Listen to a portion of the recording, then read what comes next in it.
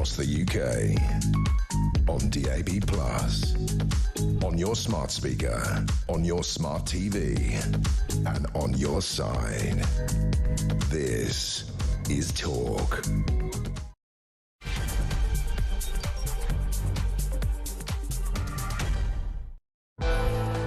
Hello there, and a very good evening to you. It is Petrie here with you now until 1 o'clock, and coming up at midnight, of course, is the full hour of Phone In. And I know this story's been around for a day or two, but I did want to talk about it because this is my first day back, obviously. But that is the announcement that the voting age would now be lowered to 16 in this country in general elections. Now, there are in Scotland and in various sort of Jersey and Guernsey and places like that, people can vote at 16 in sort of local issues, but this will be a nationwide 16 for the main elections. And it got me thinking about what you were like perhaps as a 16-year-old. I know that when my son was 16, I wouldn't have trusted him to vote on whether he had to do the dishes or not. I mean, there's just no way that he was going to have a vote, particularly in my house. But anyway, but should we be engaging young people into the voting system as early as possible? Maybe we could get them engaged in politics and engaged in the future of this country. The other question that I'd like to ask is, should there be an upper limit? There is one place in the world where there is an upper limit for voting, believe it or not, and that is the Vatican. So, I can't believe that's just happened. I'll explain in just a moment. So there is an upper age limit in the Vatican. So 80 is the upper age limit. But the more you think about it, the more you realise that older people have less of a stake in the future of the country. So how about we capped the voting age to 70, 75 maybe, and then said, right, from that point on, voting is not for you, because you could vote for something that has absolutely no effect on you, but will have an effect on the rest of the country. So give me a call. 0344 499 1000. You can message me as well at 87222, and you can send a WhatsApp message to 0344 499 1000 as well. So that's the question. Younger age at 16, older age, let's set it at 75. Do you think there should be a cut-off point at which you can vote in this country? And is 16 really old enough to be making decisions about the country? They've never had a mortgage, they've probably never had a job, they don't know what a union is, they don't know what, they've probably barely used the NHS.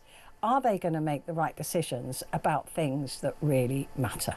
So that's going to be the phone in at midnight. Do give me a call. We were the first country in the world, I think, that went to 18 in general elections. So went down to 18, and that was all tied in with a conversation about the majority, about when you became an adult in this country. So yeah, I'm just really interested, as you think, what we should be doing with voting. Clearly this benefits the Greens and Labour. It's seen to produce a 0.3% rise, whereas it doesn't help, 16-year-olds doesn't help with Reform and the Tories. That's a 0.2% drop. So that's what we're going to be talking about.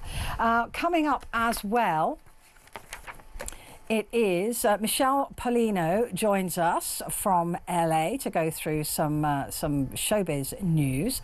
Alex Three Lions Irons is also joining us from Talk Sport to talk about what's happened over the weekend.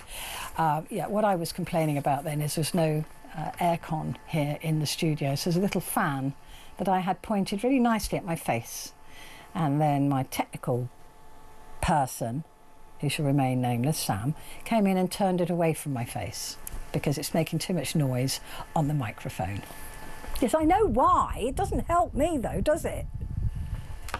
I'll just sit back and then, it's nice. Anyway, so coming up now, US President Donald Trump is continuing to face scrutiny over his ties with the convicted sex offender and child trafficker, Jeffrey Epstein, including a report that claimed that Trump sent a sexually suggestive birthday message to him for his 50th birthday in 2003. Now, Donald Trump has said, we were friends. They were very close, best pals, actually, for quite a long time, 10 to 15 years. But they fell out in, I think, 2004 over a retail sale or purchase. I think they both went for the same house, and Trump beat Epstein and they fell out over it. Trump has been desperate to turn the attention away from the Epstein files and start what some call a new political fires involving Barack Obama and even the American football team, the Washington Commanders, who he's said he's not going to give any money to for a new stadium unless they return their name to the Washington Redskins. He thought that this would distract people from Epstein. But why are the Epstein files so difficult for politicians in America to deal with? The Democrats had them for 4 years. So if there was anything that they could have thrown at Donald Trump, why didn't they at that point? Donald Trump now is saying there's nothing to see here. It's boring. It's boring. There's about 100,000 pages of information on Epstein that have been collected. In fact, the FBI were told to put 1,000 people on this work, 24-hour shifts, to highlight anything that mentioned Donald J. Trump. So what is the truth here? Is there nothing to see here? Or could this bring down Donald Trump? And actually, could it bring him down either way? He's already decided to sue Murdoch. $10 to $20 billion is the claim for defamation. The Wall Street Journal, who printed this story about the birthday card, has said, bring it on. We're not afraid of you. So what does this mean for Donald J. Trump and his presidency? Well, joining me now is Ryan Harris, US journalist and broadcaster. Ryan, good to talk to you. A lot more questions than definitely answers at this stage. But let's start there, because one argument is that if the Dems had information that Donald Trump was massively tied into some of the crimes that Jeffrey Epstein was found guilty of, would they not have released them before the last election? Well, that's a possibility, but when you consider that a lot of people would look at that as using, Department of Justice, FBI files as political ammunition, there's an argument to be made that even though it might be a little bit or a lot damaging, to leave it alone. The other thing, too, is FBI files are not generally made public. So that would set a precedent there. It doesn't mean there's not information in those files. And that's why even many in Donald Trump's own conservative base are clamoring to get those Department of Justice files on Jeffrey Epstein released. But and it's something that Donald Trump campaigned on, which is why they're so upset about it. But it remains to be seen if that piece of the puzzle is actually going to be made public. I mean, and that's the thing, isn't it? That he campaigned on draining the swamp. He campaigned on being transparent. He campaigned on total honesty. But he was the president at the time of Epstein's arrest and incarceration. He would have known then, surely, what was in those files. This is what I can't join the dots with. Well, it's not necessarily that he knew the specific details of the files. He might have seen them. He might have looked at them. We really honestly don't know. And I'm not saying that in defense of Donald Trump, but I mean, that's just a, realistic assessment based on what I've seen.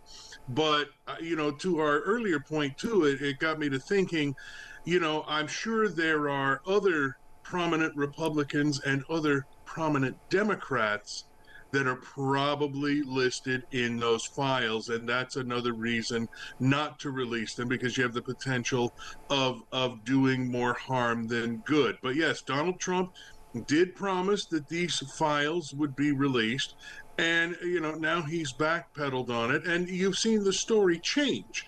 His attorney general, Pam Bondi, said, "Oh yeah, I have the file on my desk, and I'm reviewing it, and mentioned a possible client list, and now there's nothing in those files. There's no client list; it doesn't exist. So I mean, they can't even get their story straight, let alone make a decision other than holding on to the files and keeping them under wraps." Why is this proving to be such a disaster for Donald Trump?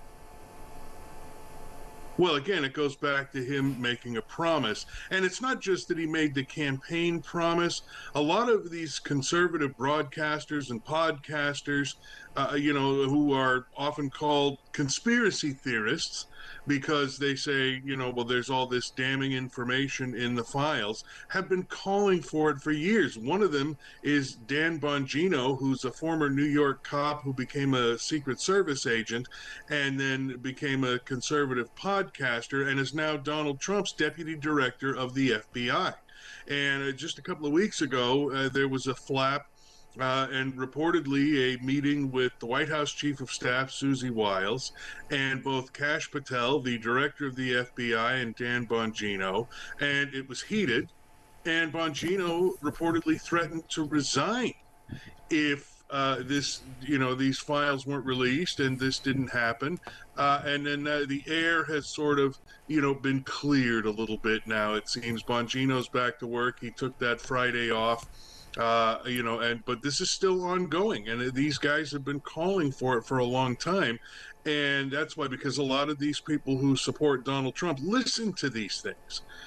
And so, they're certainly influenced by it, or form their own beliefs based on what they're listening to on these podcasts, and they want to see the files. They've been waiting for them, and that's why we're seeing this split in the base. Let's just refer to now the CCTV, if we can, of the prison cell, the door, the outside of Jeffrey Epstein's prison cell. Like I said, Donald Trump was president at the time that Jeffrey Epstein was incarcerated in prison for sex trafficking and for sexual assault of a minor. Now, anybody who's watching now can see the screen here, and Pam Bondi put this out to big trumpets. Right, here we are, we're being absolutely fair and transparent. Nothing to see here. Nobody went into Epstein's cell. Nobody came out of Epstein's cell, although we're seeing here a cleaner or somebody go in. But at the time, nobody was interfering with Jeffrey Epstein, except that the metadata showed that a full minute of that tape is missing. Now, Pam Bondi said, "Oh, they just reset the cameras. We'll give you proof of that." Have they done that yet?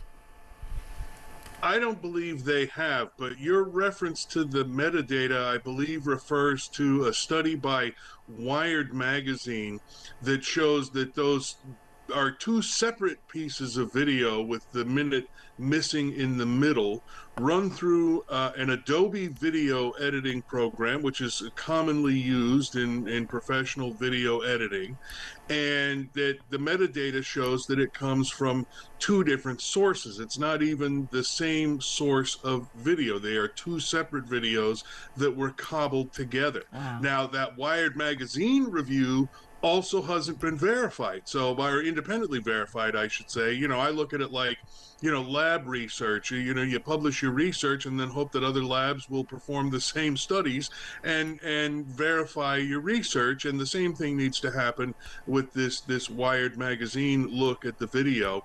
But even if that's not true, the missing minute, reminded me, and I know, Petrie, you're not old enough, but Mrs. Lincoln's missing 18 minutes of the Nixon tapes, where she claimed she accidentally stepped on the record button of the dictaphone while she was taking the notes there and erased 18 minutes of it. I honestly don't know what to think of it, but I would like to see it. I can't imagine that there would be a surveillance system like that, even digital, that needs to do a reset at midnight that would leave an entire minute just uncovered in a situation like that where they have an inmate on suicide watch. It is fascinating, isn't it, though, that the more that Donald Trump says there's nothing to see here, Pam Bondi saying, no, that that happens on every tape recording, everywhere in the building. That's just a reset. It feeds into the conspiracies that Donald Trump himself inflated. Yeah, and that's just it. They did inflate this thing over the course of the campaign, and they essentially threw gasoline on the fire. And now, as you say, the way I describe it is, here's the Epstein files over here, and oh, look over here, shiny keys, shiny keys. We're trying to come up with anything else to sort of deflect from it. And you mentioned something earlier that that the federal government denies, and that's that the attorney general has people going through these files, 24 hours a day, flagging any reference to Donald Trump.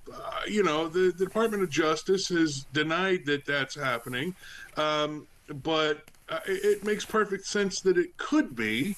I'd like to see, again, some independent confirmation on that. And again, that's not in defense of President Trump. That's the longtime reporter in me that wants to see the proof. Yeah, want to see. It's Senator Dick Durbin, ranking member of the Senate Judiciary Committee, said he received information that Attorney General Pam Bondi pressured about 1,000 FBI personnel to comb through tens of thousands of pages. The other thing is that Pam Bondi has also said that in New York they've got even more information on Epstein that she claims she hasn't seen yet and has asked for. So there's more to come.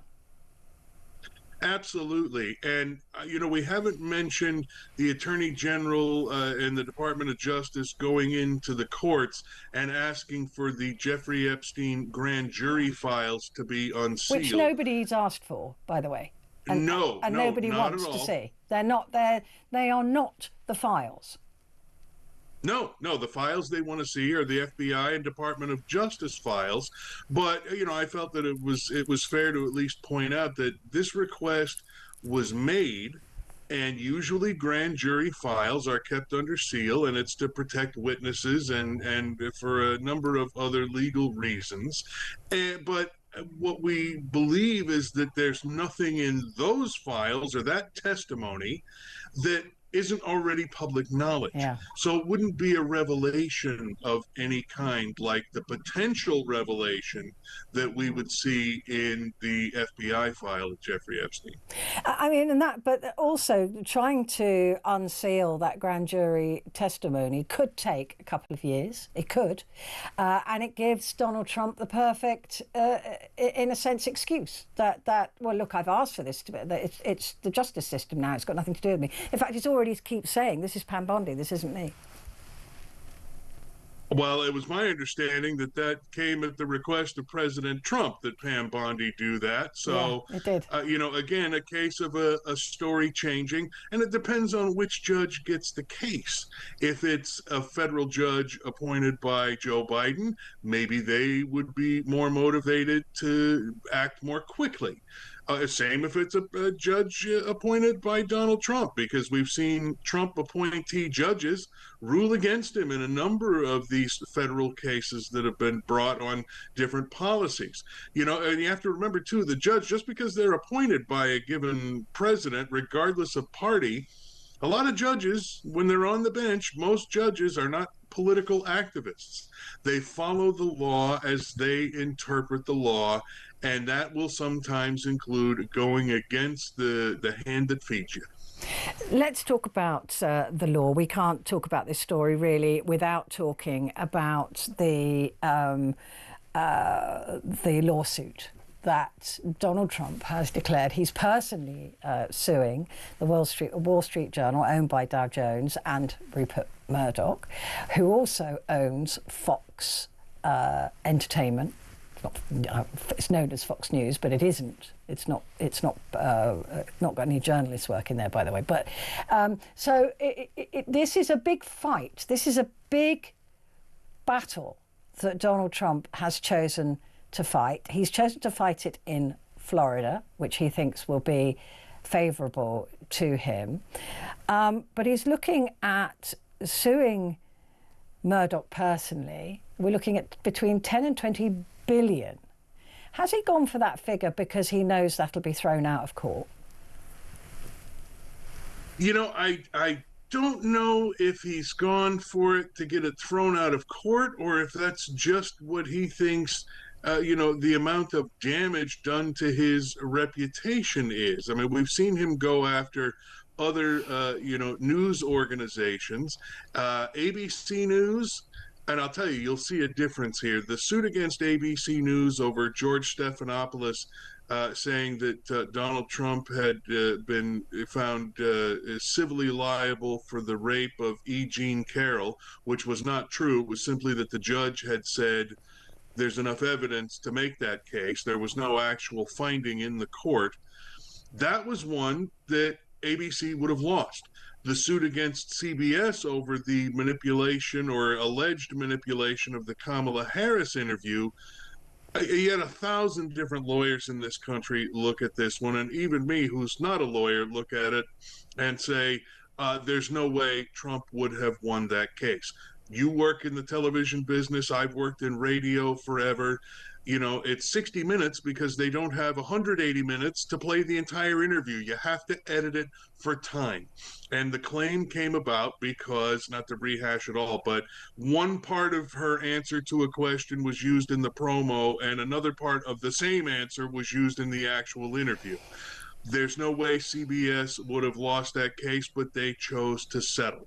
So Donald Trump now feels like he's got this power to go after news organizations, which he's always had a great amount of disdain for, to put it mildly. I mean, there's more than once at the speech he said, oh, well, if an assassin wants to get me, go ahead and shoot through all those reporters standing out there on the riser to get to me. No secret that he hates the news media. But if he turns against Murdoch, and Murdoch turns Fox, and Fox is already fact-checking Donald Trump, that is the MAGA home base, right, for news or information or whatever they're calling it. But this could be even worse for Donald Trump, presumably. It could be. Now, Fox is the main one, but there are a few others that have emerged nationally. News Nation is one of them, that also are very conservative-leaning outlets that claim to be news. And, you were right about Fox News. It has a lot of former journalists who are now Fox hosts, entertainment hosts, and don't engage in much journalism. But you're right. The fact that they've already been fact-checking Donald Trump and said some things against him shows that they're at least willing to take that chance. But I can't imagine the Murdoch organization continuing to give him such blanket support if he wants to put up this fight. Yeah, I'm just so fascinated to see where this is going. But one thing's for sure, Ryan, it's not going away. Ryan, wonderful to talk to you. Thank you. Ryan Harris there, US journalist and broadcaster. Quick break, back in a sec.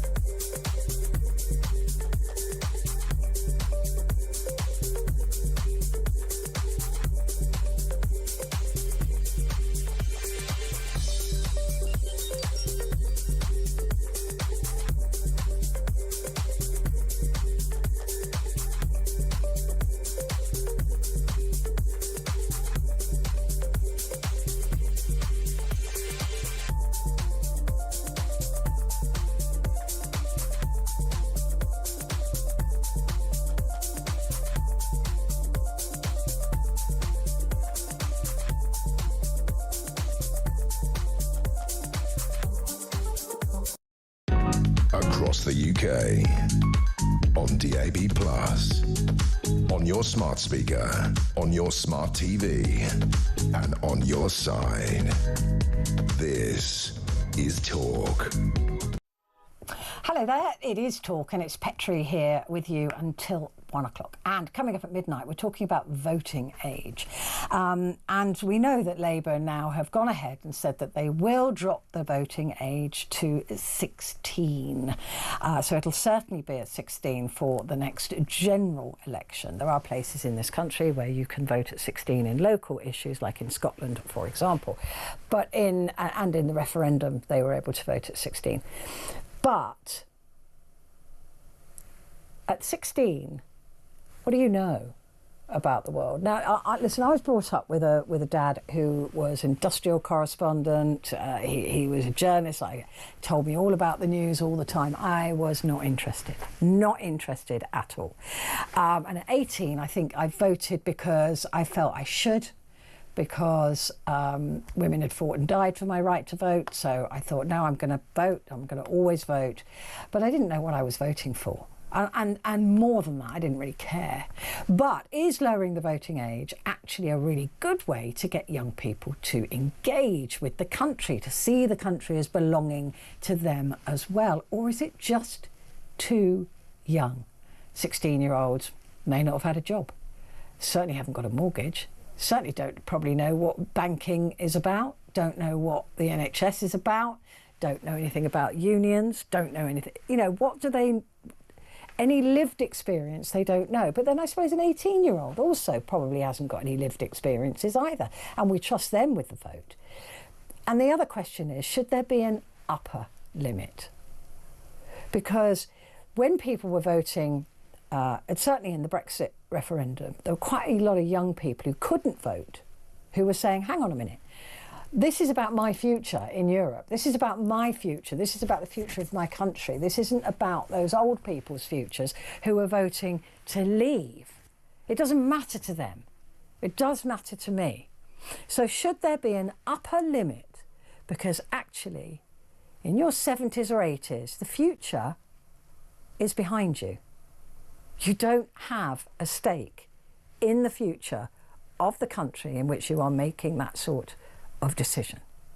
So, should it be left to people, I don't know, set up to the age of 75 or 80 as it is in the Vatican? Give me a call.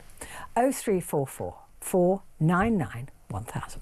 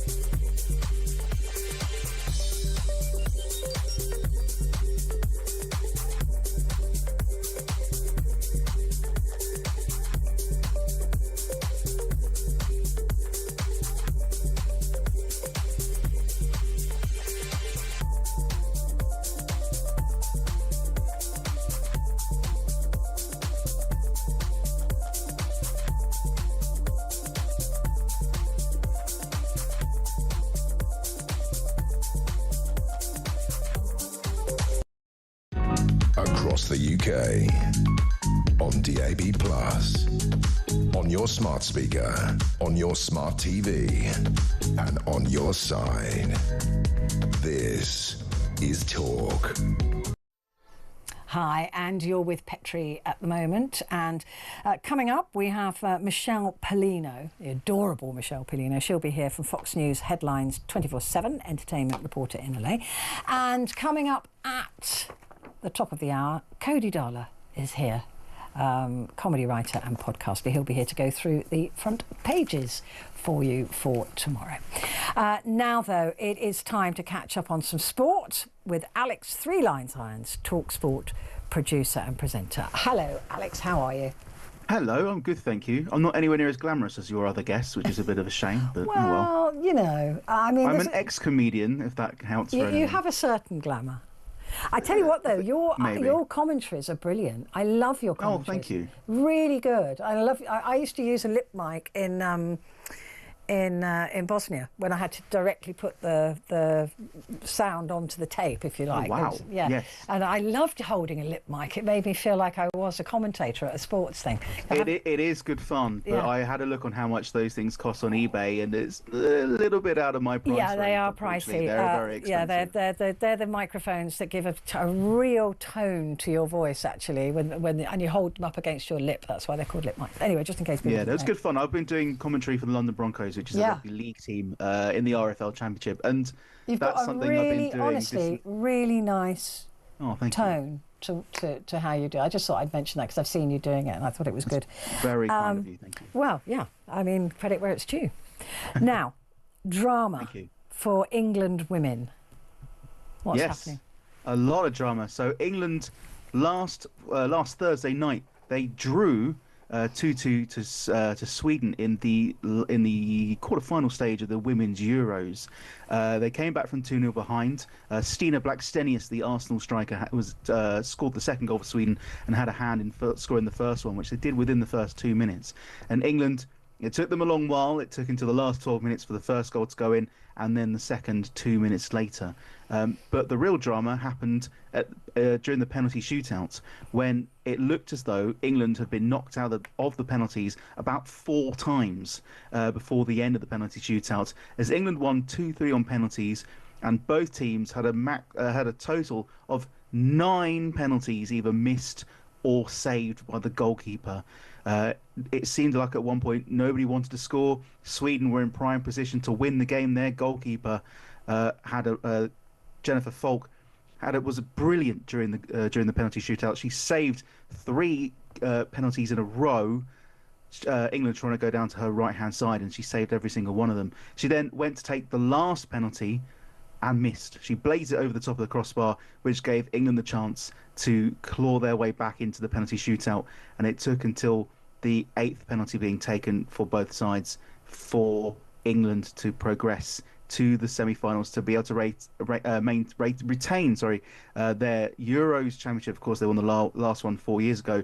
They play Italy in their semi-final tomorrow night. It is, of course, on TalkSport. Kickoff is around about 8 o'clock in the evening. There has been a bit of fallout from that game, though.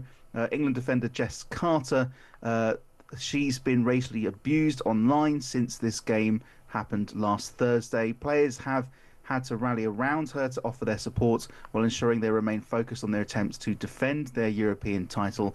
It has, of course, been a difficult few days for England. Carter will start. Whether Carter will start is among the decisions Sarina Wiegman, the England manager, will have to consider as England seek to reach a 3rd successive major tournament final. Did I see that chaotic, England women are now saying they won't take the knee because of this racial... Yeah, there's also... I don't think they'd been doing it during the competition anyway, not that I'd seen, but Sarina Wiegman, the England coach, has also said that the taking of the knee is not enough. So it'll be interesting to see what will happen going forward for the rest of the competition. It's such a shame there's still such nastiness in football. I mean, really, it's a game. I mean, at the end of the day, it is a game. Just enjoy it and stop being an absolute... Yeah. Yeah, I agree with you. Now, this is an interesting one. I think that this might just be political distraction, but Donald J. Trump, has threatened to block a stadium deal over, is it Washington Redskins, is it? Yes, so it's the Washington Commanders is what the name of the NFL team is now called. Up until July of 2020, they were called the Washington Redskins, but the team dropped their name in July of that year. Everyone's favourite crazy US uncle said on a post on Truth Social on Sunday that a big clamouring exists for the, as he calls them, Washington whatevers to change back to the Redskins, and claimed it would make them more valuable. As I mentioned, the NFL side changed their name 5 years ago after a review, as it was long considered a racist and offensive term to call Native Americans. I've got friends who are Native American, and they have also agreed with that. They don't really like the term. They would play on it. There have been memes shared in that space with a Caucasian man in that Washington Redskins logo with just the word Caucasians underneath, which I thought was quite funny and got shared quite a lot during that time. They were called the Washington Football Team during the 2020 season before changing it to the Commanders in 2022. In April of this year, a deal was signed for the Commanders to build a new $3 billion or £3 billion 65-seater stadium at the site of their old stadium, the RFK Stadium. That was their home up until 1997. But last week, the DC Council were urged to speed up approval of the stadium plans by a top Republican politician, which is why it's now come under fire from Donald Trump, which I'm sure a lot of people may see him essentially trying to wiggle his way out of other stories which have been happening over the past couple of weeks. But I mean, the appetite. Will the football team change its name back to the Redskins? They won't. No, I can't see it happening. It's culturally insensitive. It's culturally insensitive. It's culturally, which that is why it was changed, and of course it came after the George Floyd riots as well, where a lot of cultural insensitivities started to be changed and started to be like the Cleveland Indians. They're a baseball team. The Cleveland Indians, they're a Major League Baseball team.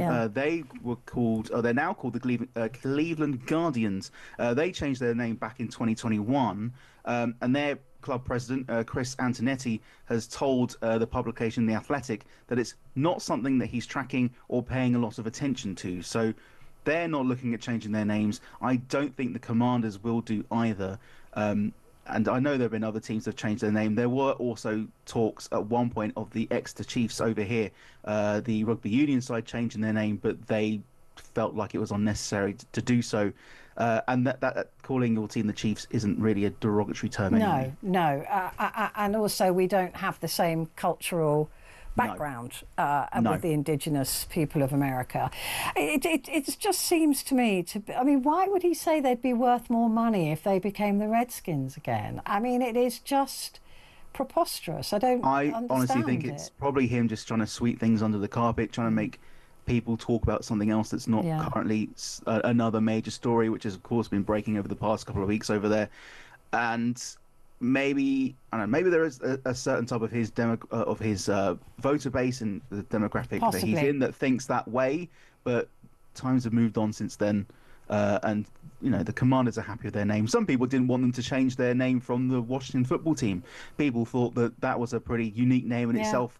Not having a name to begin with kind of makes it look a bit more international, a bit more European and English as well, with all the teams that we have over here that don't have a name associated with that club. Of course, Chelsea, Arsenal, Fulham, etc.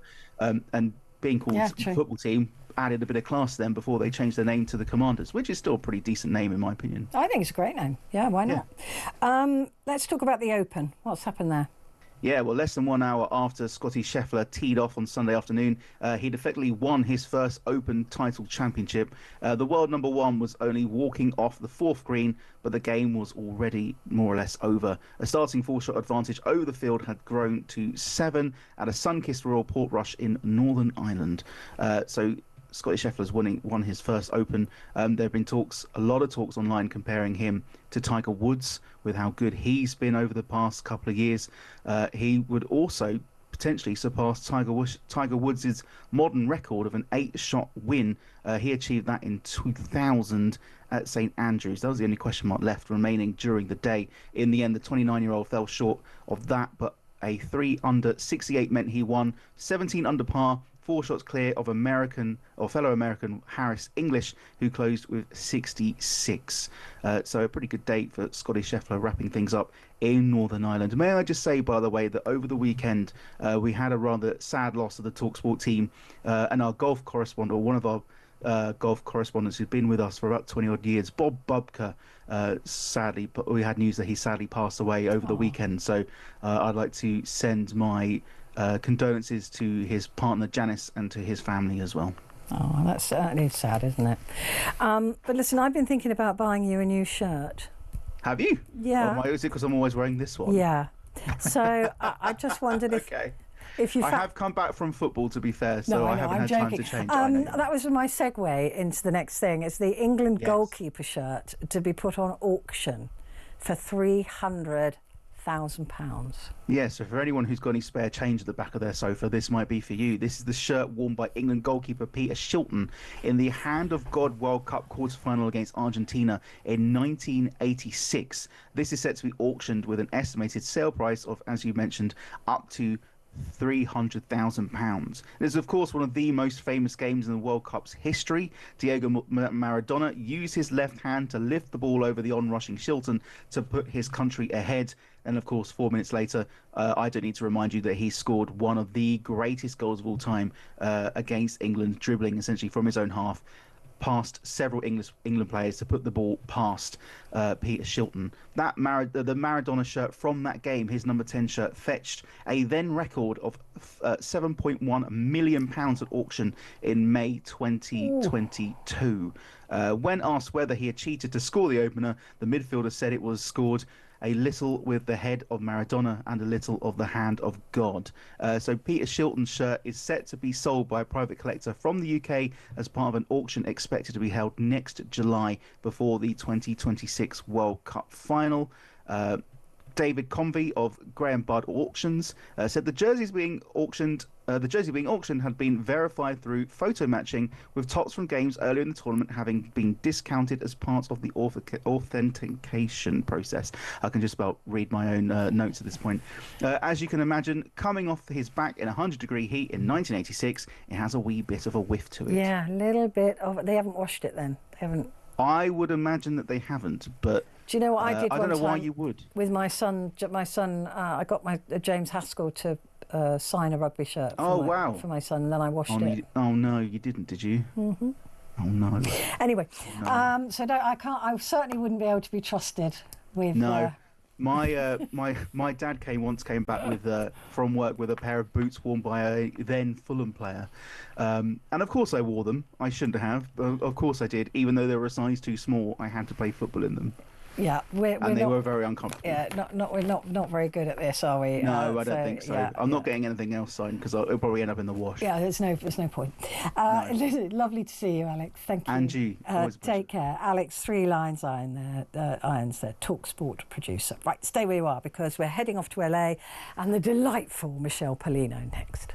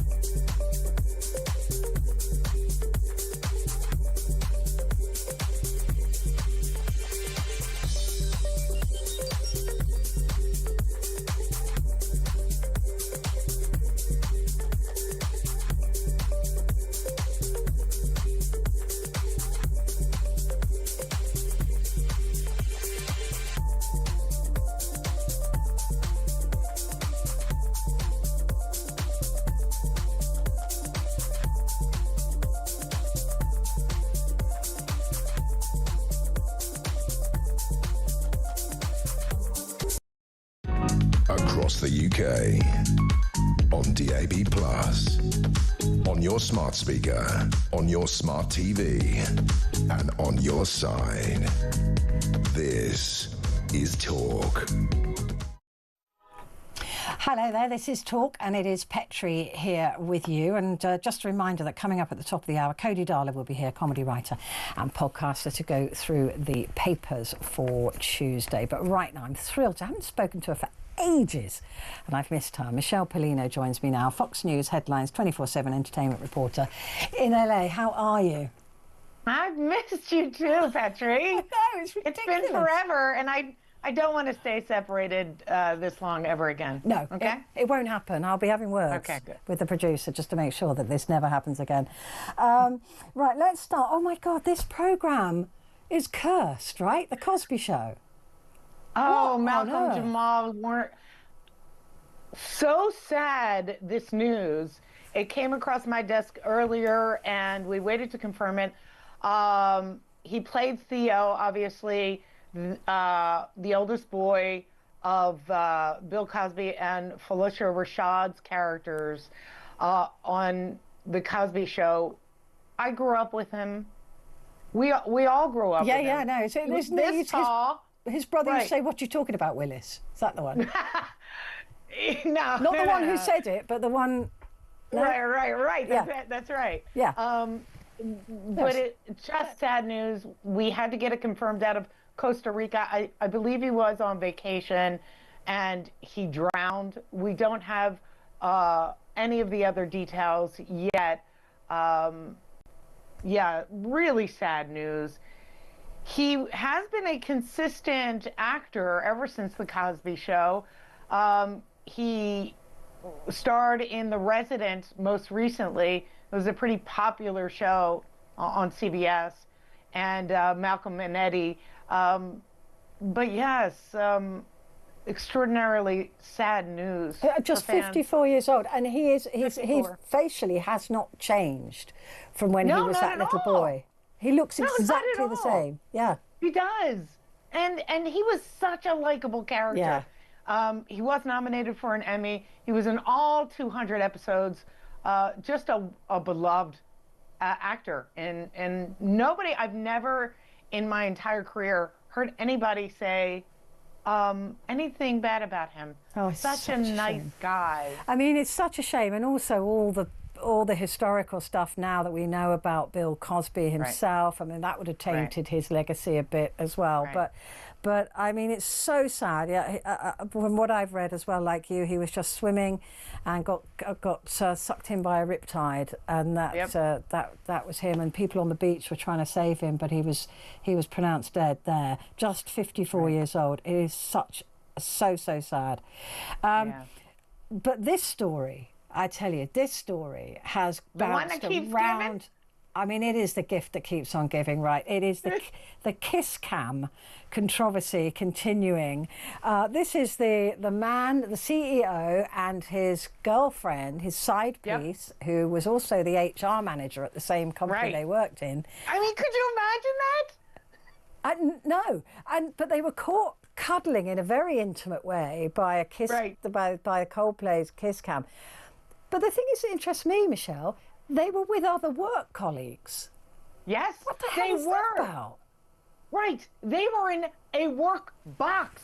Yeah, the company was paying for that box, and they were embracing in that box. So yes, it's an extraordinary. The reason it went viral was because of all the absurd rules they were breaking, and yeah, you can see the video footage there. Now this guy, the CEO, Andy Byron, has resigned. He resigned Saturday. The company addressed it. It happened on Wednesday in Boston. The company put out a statement on Friday, and he resigned on Saturday. So, yeah, it looks like it's interesting, though. I was saying this earlier, Michelle, that she was also married, but there seems to be less anger towards her than him, than at him. I had read, and this isn't confirmed, but I had read that she was apparently in an open relationship. So. Oh, maybe that. But I tell you what. So maybe that plays into it. Yeah. But you're right. He has gotten. We're not hearing much else from her on her side, and that could be the reason. Andy Byron's wife, soon to be ex-wife, has been so classy. I love her responses. They've been amazing. I know. She just kind of shut it down. She shut her Facebook, changed her name. She exited the scene. Yeah. And it's been extraordinary to watch. It's also quite. I mean, there's a part of me that's quite sad about it. At the same time, how the internet just forced this couple to force their affair into the public eye. Like, yeah, I mean, Coldplay, obviously, Chris Martin said something, but then the internet took it and ran with it, and it just kind of shows again the power of what drives people. What is it about this incident? The secrecy, the absurdity, the hypocrisy of the CEO in the paid-for box, the HR person. With all the other staff members watching them. There. That's right there. I do not understand that, because I can guarantee that if it was our lot and there was, we would be going, look at that, what's going on here? They would never get away with it. We would tell everybody. There's not a chance. So they were hoping that their staff would keep this secret, presumably, as well. That's, we're going to find out more about the story. This is all we know.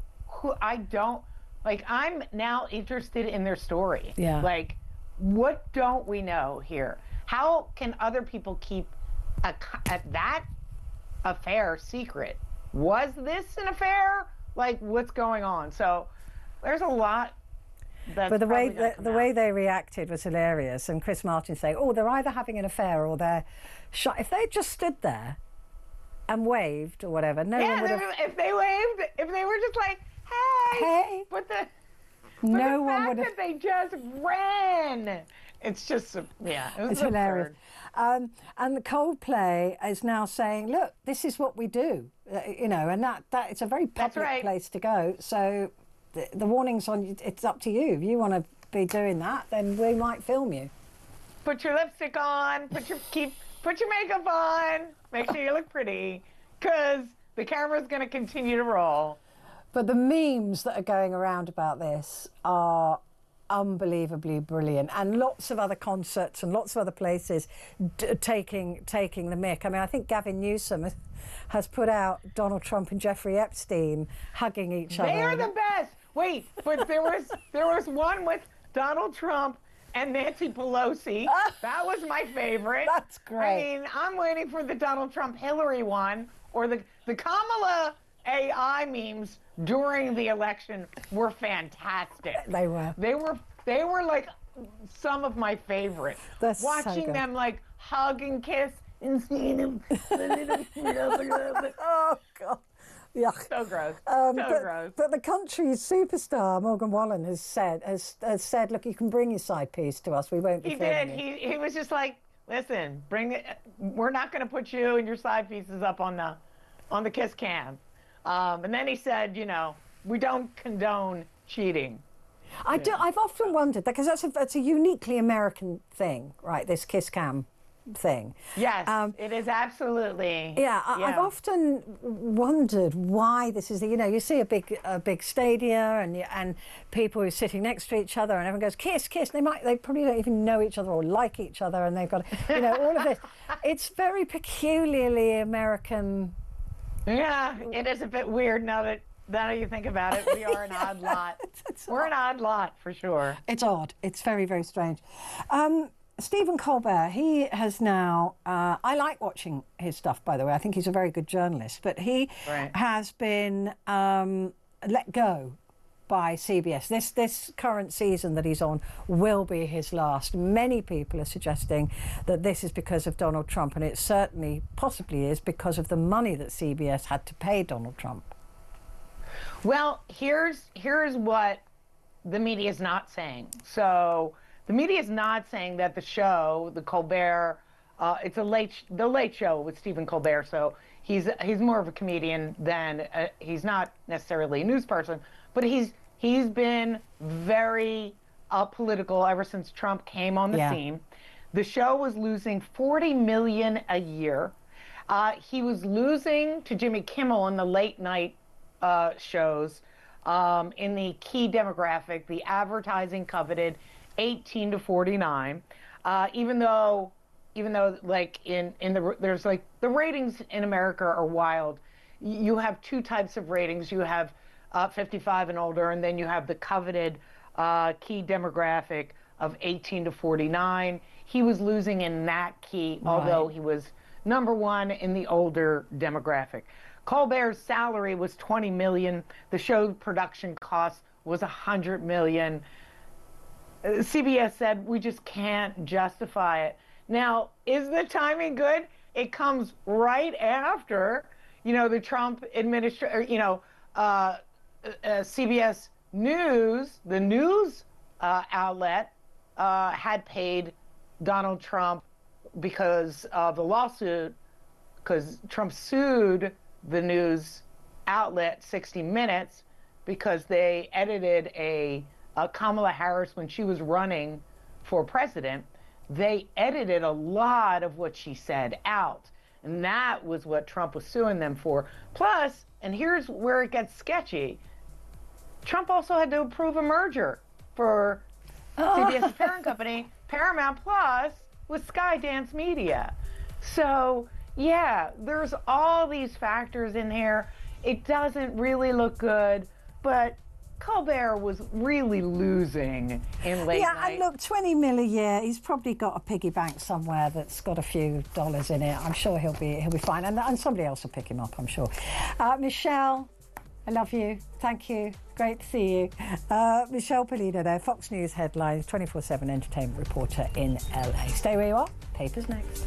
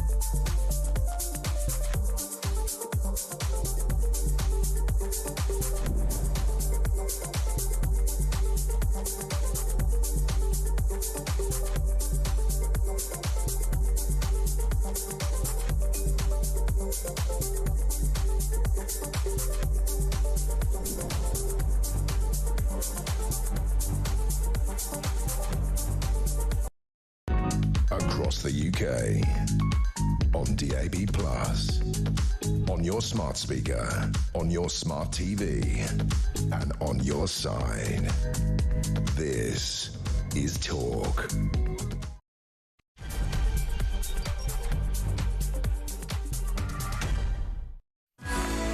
Hello there, it is Petrie, and with me in the studio, I'm thrilled to say, is Cody Darla, comedy writer, podcaster and TikToker. Good to see you. Thank you. Nice to be here. Nice and warm in here, isn't it? Lovely and warm, yeah. Apparently you said, oh, thank goodness the heat wave's over. And my producer just laughed at you and went, ha, enjoy the studio for an hour. Yeah, here's the artificial heat wave. I'll have broken into a sweat and probably thrown something across the room by the end of the hour. We tend to get a bit. They've allowed me to have a tiny little fan here. Well, I've not got one, so I'm off the hook. I would share it with you, but I might. Right, just before we get into the papers. The Labour government has now said that they will be lowering the voting age to 16. There are places in this country where 16, like in the Indy referendum in Scotland, they were allowed to vote at 16. I think Jersey, Guernsey, in local elections. But this is for the general elections.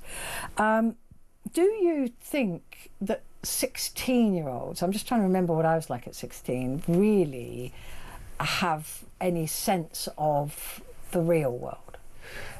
Yes, I do think they do. Yeah, I do. I think there are... Did you at 16? Well, I think I was quite a switch. I think I remember being quite political at 16, but I think that the framing of that, the argument where it's 16-year-olds don't have much kind of idea of what the world is like, I think there are plenty of old people who equally have no idea what the world is like. Like people, I'm thinking of my granddad. His version of what the UK is entirely detached from reality. Yes, he completely has the ability to vote. He's not worked for 20 years. He doesn't know what work is now. I heard you saying earlier in the show, that 16-year-olds don't know what banking is or things like that. My granddad doesn't. He's 85. He doesn't know what online banking is. Well, I mean, that's the other question, because in the Vatican, I think it's the only place in the world they've got an upper voting age of 80.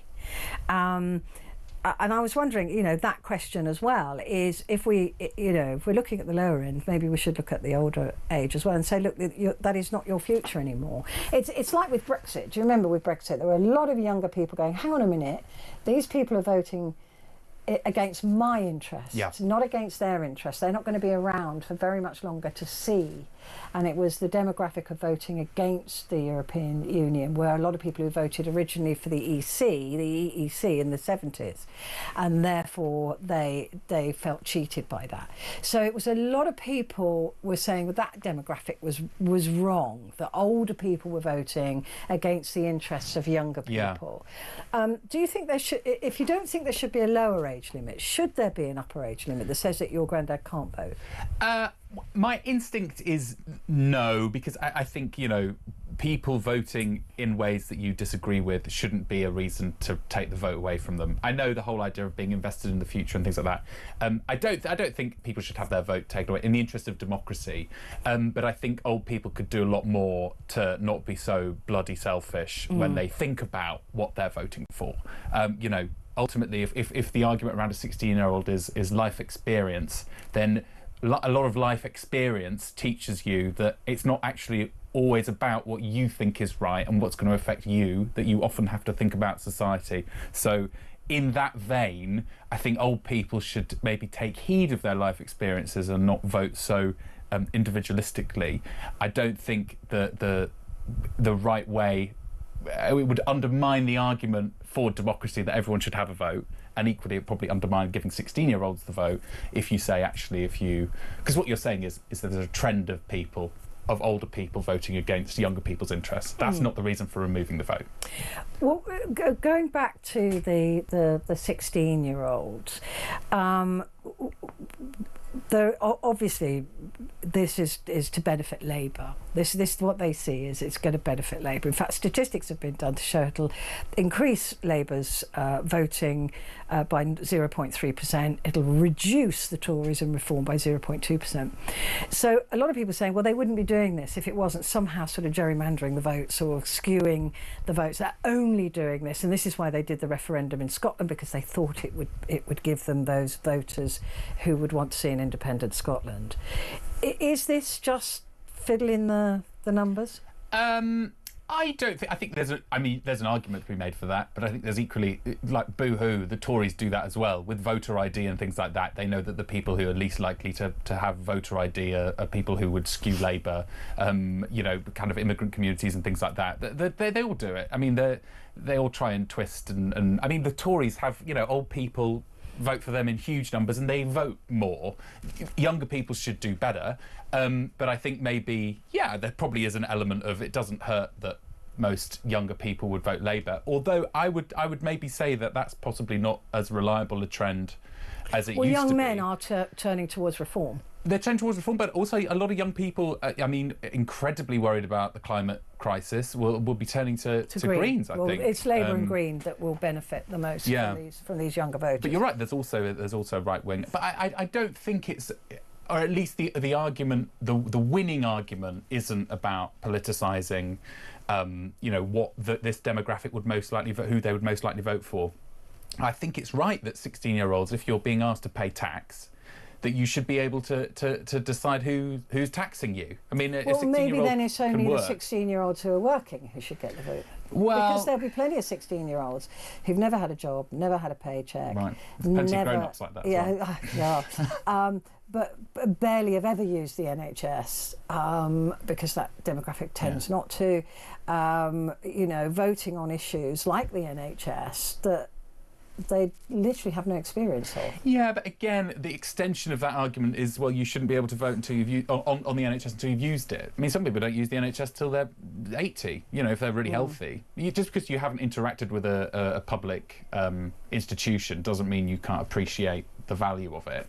And I think, again, it does, when you think of most people think, say 16-year-old, they think of someone holed up in their room playing Xbox. I don't think that's a there are many like that, but I think there are lots of switched on 16-year-olds. My son is a wonderful human being. He's literally he's my favourite person on the planet. Right? He was an absolute head when he was 16. Mm-hmm. Do you think he would have voted if he could? Yes, because I've always taken him to local sort of council things and sat him down and said, this is democracy, this is local democracy, it's really important. He's now very politically engaged, but my father was a journalist who was what was his he was environment correspondent. He was also did all of the he was industrial correspondent as well. So I knew all about unions and all about this when I was a kid growing up. It bored me toothless, and I voted at 18 because I felt I should, but I didn't know what I was voting about, and I didn't care. Yeah. And I don't know how you can get a 16-year-old to engage in. That's what we need is more political engagement from young people. But how do you get them to engage when the demographic 18 to 24 are the least likely to vote?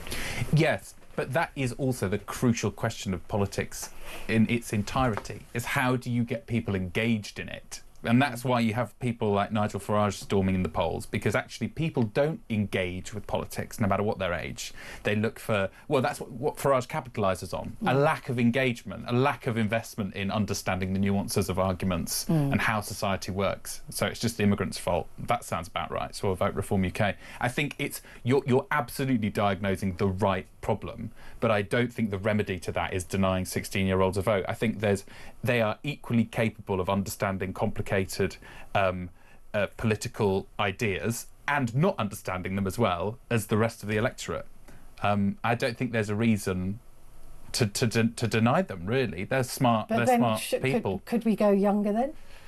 Well, I mean, I don't actually know the fact-wise which countries have lower voting age. I mean, I guess there has to be a limit because, like you say, it does take some understanding or some willingness to understand. I can tell you that Malta has a 16. Cuba. There's quite a lot of the South American countries have a lower age. The sort of socialist countries actually have a lower age of 16. Brazil, Austria. Austria was the first country to allow 16-year-olds to vote in main elections. Interesting. Yeah. So no country in the world has lower than 16? Not that I'm aware of, no. And we were the first country to, as a state, there are parts of countries which allowed it, to reduce it to 18 in the world. Oh, really? Yeah, and that was tied in with talking about when you reached your majority. So it used to be 21, and then you were deemed an adult at 18 as opposed to 21, and now we're saying that 16 is being separate from being referred to as an adult. So it's different to when we did it. We did it before. I mean, for goodness' sake, we did it in 1969, I think. 69. First election where 18-year-olds were allowed to vote was 1917. This nation has had younger kings. We've had an 8-year-old king, haven't we? Edward III, wasn't he 8? No, Edward VIII. Edward VIII. He was 8. He was 8. Or maybe I'm getting confused with the 8th and 8th. But he was, this country's been ruled by kids. And some would argue it still is. Well, it's certainly, if you look at the Commons, they are definitely a bunch of children, aren't they? That's interesting. OK, let's have a look at the papers. The Washington Post, there's a lot of stories, as ever, on the front pages here. A new era of inland flooding has arrived. This is a devastation this is Texas Hill County, as a signal to rethink disaster plans. It's absolutely terrible, but of course Donald Trump doesn't believe this has got anything to do with climate change. No, and also doesn't require a weather agency to monitor either. I know, that's the worry, isn't it? It really is a worry, because if we're going to see more flooding like we saw in Texas, that's absolutely terrifying. Another story here, how MAGA media upped pressure over the Epstein files. It's really interesting to watch this at the moment, isn't it? Yeah, it's always nice to see MAGA divided. And again, the Epstein files is just, what an own goal for Donald Trump. Really? I mean, he's the only one that kind of thrusts this into the limelight as one of his key election pledges, and seeming to forget that he, is the to release them. The human embodiment of kind of inappropriate well, he certainly behaviour. has been adjudicated as and we've seen him saying things on video, hot mic moments. Yes, talking about young girls at a pageant that he ran or owned. Who would have thought that Epstein would come back to haunt Donald Trump? It's really interesting, because there are so many questions. Donald Trump was president when Epstein was first arrested and incarcerated, but before that, Epstein had been arrested and charged and signed a sweetheart deal so that there'd be no further prosecutions, and therefore that's why Ghislaine Maxwell thinks she can get out now, because under that agreement it was people around him as well that should not have been prosecuted. Then he ended up in jail. Then he ended up dead. Then a minute was missing off the tape showing that nobody went into or out from Epstein's cell, which is yet to be verified. Then Donald Trump was draining the swamp during the 2020 election run-up. Then the last election. Then he said, we're going to show all of these files. And now he's saying that they don't... Either they exist... If they exist, they're faked by Democrats, of course, and but they don't exist. Yeah, and if they don't exist, then Ghislaine Maxwell can't be guilty of anything. Yeah, well, it's a bit like Prince Andrew, isn't it? It's like he's not guilty; he'll just give Virginia Giuffre 12, 17 million, whatever. I mean, this sounds like a case for Scooby and the gang, if you ask me. They'll make sense of this. It's absolutely fascinating, because there's so many questions to be answered on this, and there are so many people, both sides of the political divide, who've got a hell of a lot to lose. Of course, and I mean these files coming out, because there will be Democrats there as well. Yes, and there will be Republicans. Yes, I mean it's quite interesting, is it, that the main argument, the thrust of Donald Trump's argument was always fake news, and it's kind of like... But it wasn't fake. Well, exactly. When he used it to gain votes. Of course. But I mean, this is now the intersection of that kind of worldview, isn't it? Where it's like the MAGA heads, do they believe that it's fake news, or do they believe that it's real? And then it's kind of like... Well, they were told it was real. Yeah. By Donald Trump. But he could just make it unreal again. Then it was a mistake. Yeah, now he's saying, I don't know why you're interested, it's boring. Yeah. How is that boring? And they've definitely got the flight logs, which they have to write down how many, who flew to Epstein Island. I mean, he's obviously He flew involved, there isn't 5 he? times. I mean, apparently. come on, the guy's a creep. He's a total creep. I'm surprised the CCTV footage of Epstein doesn't have a little orange blur running across. Just Donald trying to finish him off before No, well, this comes out. we can't. Oh, sorry, we can't say imply that. Sorry. But no, that minute that's missing is interesting. Although Pam Bondi has explained it as saying that it was resetting the cameras. Ah, But all of them will have that minute missing. Oh, I see. Is that true? Has anyone checked Nobody's that? been able to verify that. So, Just come up with the most verifiable lie ever. Yeah. Are all the other cameras like that then? Apparently. Oh, they are. Okay. She's going to prove that all the cameras reset, but everybody's been saying it's unlikely that a digital system. It's going to be like the OJ glove moment. Yeah, with the cameras. Stretch the hand out. Just pressing pause and play. Honestly, but it is really the thing that I worry about is that we will never get to see anything of this, and it is one of the most significant pieces of information that we should have in the world. Really. Yes. And it goes all the way to the top. Let's take a break. Cody and I'll be back in just a moment.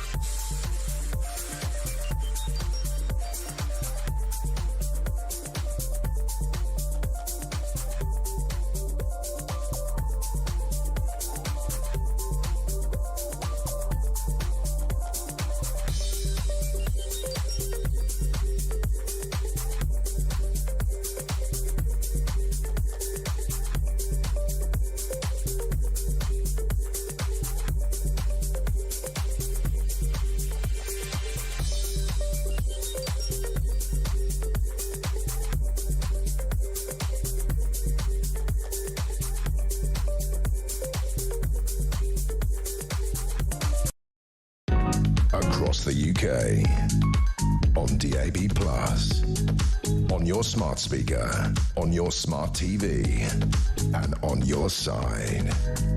This is Talk. Hello, yes indeed, this is Talk, and it's Petrie here with you, and with me is Cody Darla, comedy writer and podcaster and TikToker. So thank you for coming in again. Now, the Metro talks about Come On England. That is on Tuesday night at 8 o'clock, the Lionesses game. Tune in. Will you be watching? I'm actually going to see a comedy show. But otherwise, I wish them well. Yeah. I'm not really into football, but they're up against Italy, and it's also on TalkSport if you're interested. Tuesday evening, 8 o'clock. okay. The Financial Times. Diamond Days, jewellers fall for lab gems. Oh, that's embarrassing. The lab-grown diamonds. You see, if I had diamonds now, I think I would go for lab-grown. Really? Yeah, I would. Why? Because I know that they're not blood diamonds. I see. I would know that no children were used in the manufacture of that diamond. But they're so good, the lab-grown diamonds now. They were first made in China in 1963, that people have begun to mistake them for real diamonds. How do you know children aren't used in the lab to grow the diamonds? Well, I think they're not. They're probably not digging at the walls. They're probably just pouring. Like child scientists. I don't know. I don't know how you make a diamond. No. If I did, I'd make them. But yeah, so it's high pressure, isn't it? High pressure. A lot carbon. of. Yeah. That's probably where they're still quite expensive, I think, aren't they? Because it They're takes so not much cheap, energy. cheap.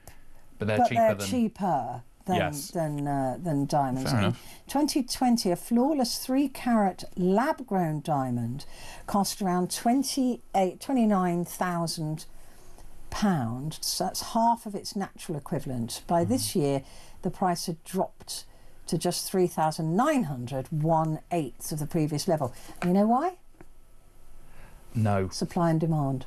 So there's oversupply of lab-grown diamonds. Oh, of course, yeah. So it will bring down. The only reason that diamonds are as expensive as they are It's because they're rare. No, they're not rare. Oh. It's because they are released in small batches. Oh, so there's a big storage. Yes, but they keep the price high by only releasing. It's like oil and all of that. They keep the price down so that there isn't a diamond leak. So why are they bothering with lab-grown stuff then? Because I think a lot of people would, for moral issues, not want a diamond because you can't necessarily trace the origin of a diamond, although they're starting to laser in the middle of diamonds now where they were produced.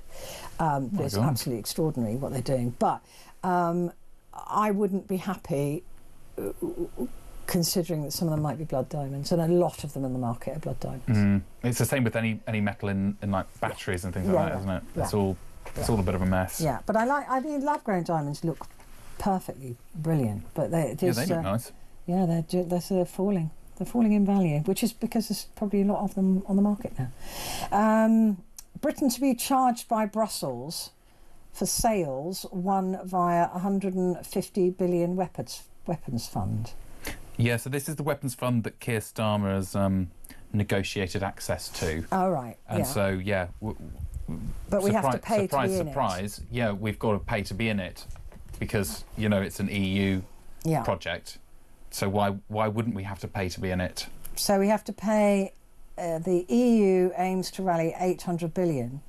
Well, as long as we get 200 billion worth of weapons sold, then we're quids in, aren't we?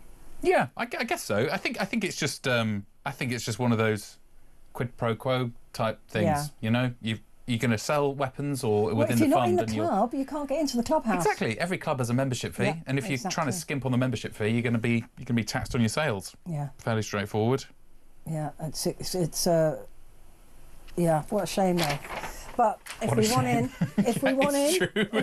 still lamenting the EU referendum. What a shame. What a shame. There you go. 10 years on. The Guardian. Israel launches offensive on Gaza aid hub amid fears over starvation. Yet again, we're seeing this, and I think the patience of the world is running out, isn't it? That these Palestinians are just trying to get food, and so many of them are being attacked. Yeah, I mean, well, it's just a genocide. It's an active genocide, and the only people who appear to be being punished are groups like Palestine Action who are opposing a genocide. I don't know how the British government can sort of realistically condemn this kind of behaviour and then at the same time arrest peaceful protesters, people who are simply holding placards that say the words Palestine Action. There was a lot of that over the weekend. Palestine Action has been prescribed now, hasn't it? Exactly, yeah. But also for quite good reason.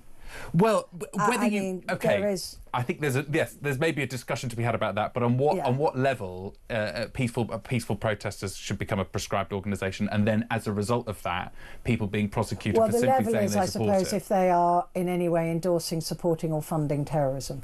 But are they doing that? Well, this is one of the reasons that they were prescribed, is because they're involved in some things. They weren't just prescribed because of what happened at the base, at the air base.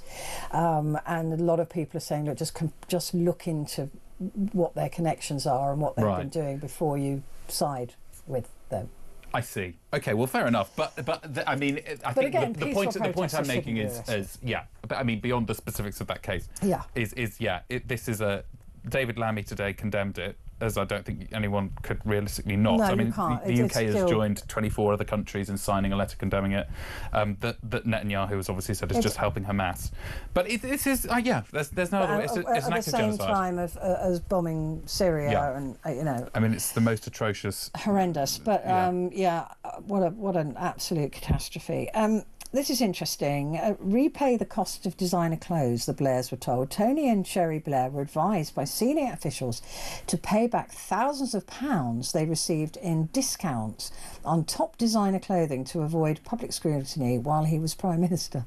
It's just a Labour Prime Minister thing, isn't it?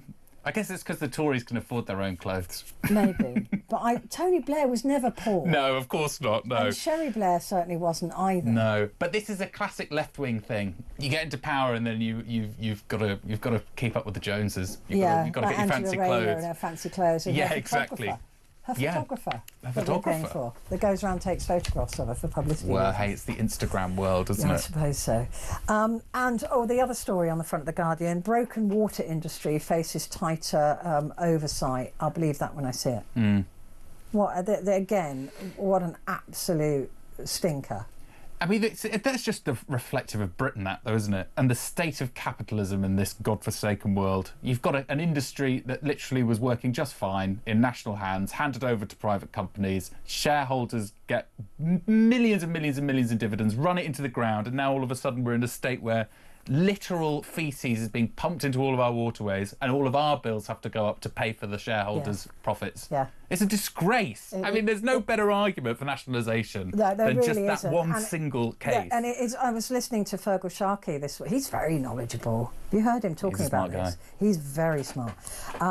And he was talking about this and saying how it would be really simple and cost nothing to privatise these, to bring them back into private hands. And the presenter was trying their hardest to sort of push back and say, yeah, but it would cost us. And he said, well, it's already costing us. We're already, if the money comes from the people you and me who pay for our water. I mean, that, you know, but it'd be very simple to take back these companies at absolutely no cost. Of course, yeah, you just take them on. And there was, I think, Thames Water recently, wasn't there? They borrowed billions and then they were caught trying to funnel it into bonuses. Yeah. I mean, these people are crooks. And they were banned. They should be prosecuted. I couldn't agree more. And there has to be prosecutions. National vandalism. Yeah. It's crazy. Yeah, it really is.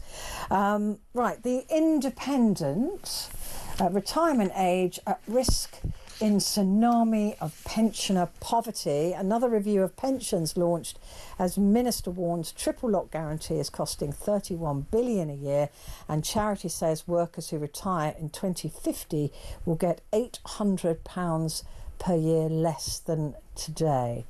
Other papers are looking at saying they're going to raise the pension age beyond 68. It is inevitable. Yeah, I mean, it's a foregone conclusion, really, isn't it? I mean, most people, when discussing retirement, assume that the retirement age is going up. You know, it's like, well, when you retire. I'm chasing it now. Yes, do you think you're ahead?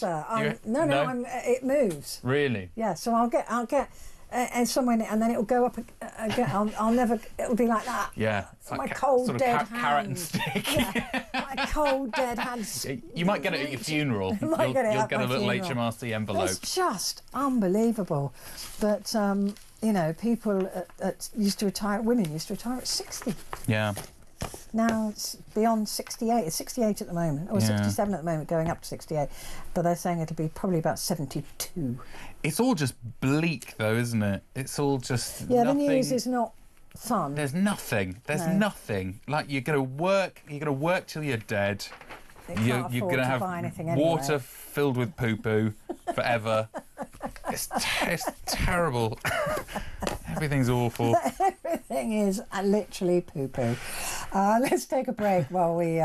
No, let's just think about that for a moment. A toilet break. I was going to say while we digest that, but I didn't mean it. We'll take a break. Back in a sec.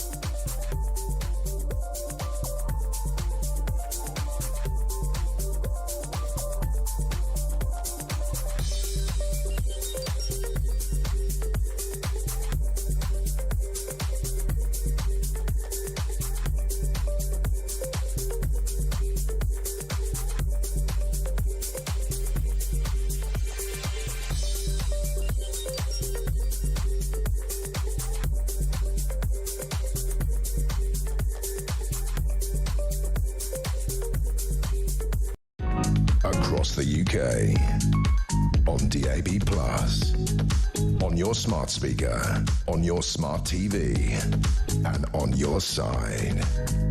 This is Talk. Hello there, this is Talk, and I am Petrie, and with me is Cody Darla, who is a comedy writer, podcaster, and also you can find him on TikTok, Mr. Cody Darla. Look him up, he's very funny. Right, so let's the Eye also talking about the rise in state pension age beyond 68 is inevitable, warns Farage as future triple lock in doubt, but he'll be all right because he gets his EU pension. Yeah, and his 10 other jobs that he has. Yeah, so he'll be fine. The Daily Star, number one for Lionesses. We'll be roaring on the Lionesses tonight as they take on Italy. Comb on England. Yeah. Don't understand that. Yeah. I see. There's a cutout ponytail inside. Yes. I need to go and buy my copy of the Daily Star because I've got no hair. So you're going to stick on a. Maybe I'll buy about 10 copies and I could have a whole. You could have a whole mane of hair. Yeah. Yeah. Why are they doing that? Is that not just a bit sexist and girly and a ponytail? Well, unless isn't it hemp is the caption? I'm guessing she has a characteristic ponytail. Maybe. I don't. Well, they all. Sound about 90. Anyway, a great way for you to show your pride with a cut-out England ponytail inside, which we can't verify. Oh, it's cut out. Yes. It's not. Oh, it's not like I thought it was like a wig. No, it's cut out piece of paper of a ponytail. I still think you should go for it. I mean, it won't do. It won't do me any harm. Oh. Did you see what David Beckham did to his head? No. Oh, that's funny. It's going to be something crazy then. Well, he decided to give himself, because he's poor, he can't afford it, because he decided to give himself a buzz cut, and he did what I did to my dog once, and that is forgot to put the guard on, and so went really close to it. I thought you were going to say put a cone on. So he's got a real shave patch on the front of his... It's right on the front as well. He could have left it, and I bet that becomes a trend now. Yeah. There'll be loads of people doing that. Ridiculous. Right, so that's the Star. The Daily Telegraph. Rayner demands tax on tourists. Deputy PM at odds with Reeves over policy that risks piling pressure on hospitality firms. Angela Rayner is pushing. She's definitely lining herself up to be the next PM, I think. Yeah, she's a thorn in the side a little bit now. Yeah, she's kind of taking on these big issues. I don't really I don't really see the problem with taxing tourists, really. I mean, again, very much could be corrected by anyone that works in hospitality. But like, if you go to Italy or Spain, you stay in place or whatever, there's a tourist tax. We already have a hotel tourist tax, right, though. So I think it's a £5 a room or something. Right. That's part of the tourist tax. I can't read enough of this to say what it would do, but certainly places like Venice have extra tax, and I do think if you look at the art galleries and museums and places like that, there are countries that, I think even America does this, they charge if you're not from that state even. Oh, really? So yeah, I think that you pay to go into a museum in New York, for example, if you're not from New York, so you have to show that they have ID. So yeah. If you go to some museums in other countries, then you pay as a Brit because you're not paying through your taxation. So, but we don't charge tourists in this country. No. So maybe charging tourists to go to museums and art galleries. Yeah, possibly. Everything in London is so bloody expensive though already. Yeah. I mean, I think compared to other European countries, you're like, I don't know. I guess they maybe already pay a premium to. But again, I'm just so angry with this Labour government in their scratching around behind the sofa for pennies when there's a complete answer to it, and that is an extreme wealth tax. I mean, people on over 200 million or whatever. Yeah. If they just paid 1-2%, then it would be fine. Yeah. I mean, the talk is, what is it, of 10 million? That's in asset value as well. Asset value. Which I think there are some people who might have not many. I was going to say might have property but don't have cash. They need to manage their funds better then, don't they? I just think it's there is a way of getting tax without picking everybody else's pocket. Yeah, definitely. But I mean, I think it kind of goes back to the water story in a way. I mean, it's all part of the same stinking system. The problem with globalization and capitalism as a whole is that it takes a united action against the rich. You can't. It's very hard for the UK. I completely agree with that. I think we should tax the wealthy, obviously, but the problem is they just move their assets elsewhere. And, but they do that anyway. Well, they do, but that's what I mean. I think everyone needs to. We all need global. exactly, a global attempt. But the super rich in America, are in power. because there's always been that argument against taxing the rich in America, and the trickle-down argument, which has been completely debunked, is that they'll move elsewhere. But the thing is, if you're an American and you move elsewhere, you still pay tax in America and the country that you're hosted by. Oh, really? Yeah. Well, so is that why a lot of American businessmen just stay in America then? Probably. Yeah. But then they're still. I've got friends who are American and they still pay their US tax. Really? And their UK. So they're tax. double taxed. Yeah. It's just an oddity. I don't know if it's at the same level, but they certainly pay tax. Interesting. Unless they want to give up their citizenship, and then they don't have to pay. Oh, okay. They don't have to pay American tax if they're not American. So another story: Davos leader rigged data to make Brexit look like a failure. Yeah, you can tell this is definitely a story from the Daily Telegraph. I don't think you need to rig any data to make Brexit look like a failure. It certainly has cost us, 400 million a year or something. It's crazy. I think 140 billion wiped off the economy, according to the latest findings. Just 20 billion in London alone. Yeah, nice try, Daily Telegraph. Blair handed 50 grand off designer clothes as Prime Minister. That's a lot. It is a lot, that, isn't it? What's he wearing? He wears a suit. What's he wearing? I don't know. Designer brand. Maybe it's his underpants. Yeah, maybe. He's wearing sequined underpants from Jean-Paul Gaultier, yeah. Yeah, possibly. Possibly. The Daily Mail, Britain is facing societal collapse, warns Nigel Farage. He's got a goddamn cheek, this man, going on about crime. I think the one group in society that has the highest level of criminality is his own MPs. There were 5 elected at the general election, 2 are now gone. The first, Rupert Lowe, because he was bullying and harassing, and then there was that dodgy loan stuff that I think he's now been cleared of. The second one, James McMurdoch, who was in prison in 2006 for kicking his girlfriend in the head. He was in jail for 21 days, didn't tell anyone about it. And then Richard Tice said he wasn't going to kick him out for that. And now he's resigned the whip himself because he's literally fraudulently claimed loans, COVID loans, and he's sitting as an independent MP. I mean, it's a disgrace that he even has the gall to sit as an MP. But yeah, and then you have Farage sitting there going on about crime in society. I mean, it's pathetic. And he's going straight from Trump's playbook as well, saying that he's going to set up Nightingale prisons. Sure. And he's also going to deport prisoners to El Salvador. Of course, yeah, because that's going... Yeah, that's definitely a model Trump has had to take them back, I think, from El Salvador. Some at least. Yeah. Also, I mean, if anyone listened to the speech... I listened to the speech in full, because I have no life, but... in the speech, Farage talked about how he worked in Wall Street in the 80s, which I'm sure we're, famously very law-abiding, and how he worked in the commodities market, which is extremely dodgy. And then actually at the end of the speech, he talks about the inspirational New York mayor, Rudy Giuliani, who is literally a convicted criminal. So... not to mention his friendship with 34-time felon Donald Trump. Exactly, his best friendship with 34-time felon Donald Trump. Unbelievable.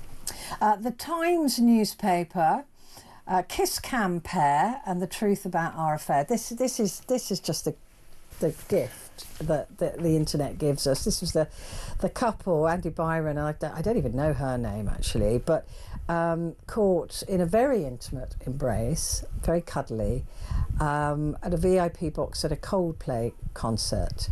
And as soon as they were spotted, she covered her face and he dodged behind the barrier. Yeah. But I keep saying, Cody, nobody's explained to me how this was a work outing, and there were other colleagues there. Yeah. Who presumably would have to keep that secret. Yeah. I mean, I think there's a lot. We would never do that in this building. Not at Talk Radio. Snogging. Nah. Really? There's no affairs going on in this building? Oh, of course there are, but if we knew about them, we'd just tell everyone. Maybe you don't know about them. Maybe it's just you. I know everything. Me and Sam, between us, we know everything that's going on in there. Don't you be... When I go to makeup, the best source of information is the makeup. Of course. And I am great mates with all the makeup ladies there. So, they tell me everything. Okay. So nothing gets past. Are they the ones that operate the kiss cam in the talk radio? Yeah, building? they should be. Yeah. They know it. They literally know everything. Do not. Phew. Well, there you go. I mean, I think people just know about affairs, don't they? I mean, he's the CEO, isn't he? He can sort of do what he wants. Is that they wouldn't be able to say to us, "We're having an affair. Keep it quiet." Be like, "You've got to be joking." So that's true. But you're journalists in this building. Oh, yeah, they're not nerdy tech people. That's what these people are. They're nerdy tech people. They'd be grateful for the outing. Yeah, they'd be grateful for the company. Why would you take the risk? Well, because you're arrogant. Because you're arrogant, aren't you? You never think it's going to... I mean, I don't think anyone thinks that their affair is going to be highlighted by lead singer of Coldplay, Chris Martin, and then broadcast to the entire world in real time. But that's the last thing on your mind. What I love about this the most, though, is the memes that have come out, and the humour surrounding this. It's been absolutely brilliant. Also, it's a fairly beyond the marriage. It's a fairly victimless crime, isn't it? And that's why we can laugh about it. Because what hubris this guy has. Yeah, really, and her. And her, yeah. But he's now left the company that he was working for, which is called Astronomer. Don't know what it did, but yeah. So the other story, J.D. Vance and the Cotswold set. Now, J.D. Vance, the president to be. I think. Oh my God. Potentially, is in the Cotswolds for a holiday. That's interesting. Why is he going to the Cotswolds? Hopefully, maybe he thinks he'll be anonymous there. We all know about it now. Yeah, not so much. Thank you, Mr. Times. I wouldn't put him down as a Cotswolds man. Oh, what do you think? He's walking around in jodhpurs and with like a walking stick? I mean, who knows with him? I don't know, but that's where he's going to be. They've got a picture of him there with a sheep. No, that's Donald Trump. Oh no, it is a sheep. Patients at risk during walkouts, warns the British Medical Association. This is the Doctors' Union has said that that people will be in danger, but it is the Doctors' Union that is coming out on strike, creating the danger. Yeah, I think they've exhausted the patience of the sympathy of people. They've had a 28% pay rise already. Yeah, I think everyone's going right. I know it's a hard job. I know it's a hard job, but I think it's a bit much. We know now, don't we? Yeah. The trouble that we're in financially. There isn't the money for this. Yeah. So they're just now, and actually West Streeting has said there's no question of any more money. There is literally no money. Literally no money. He's talking about striking off some debt, isn't he? Student loan debt. Is he? I think I saw something the other day, but that's a possible avenue. But yeah, he's like, there's no money. For doctors, I agree with that. Yeah. People who've had to pay for a degree in medicine. They shouldn't really. They shouldn't have to pay. No. When we're short of doctors, they shouldn't have to pay. When we've got too many doctors, then if you want to do a medical degree, then you pay for it. But I think that there's an argument to say that if we need lawyers, then they don't pay for their higher education. But that we will as a country because we need them. But I think that they're not going to be. Nobody's going to be happy about that. No, and especially when it's not looking. The NHS isn't operating very well. No.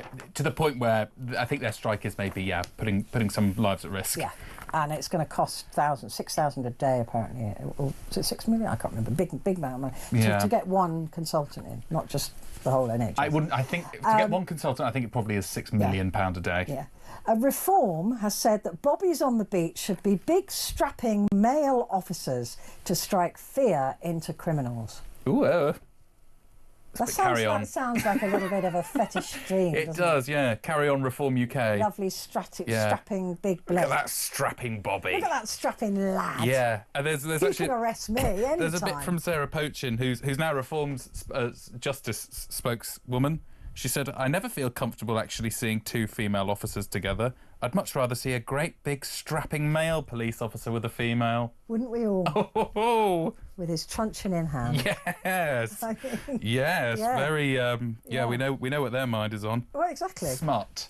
What a smutty party. Can we take a break? Back in a sec.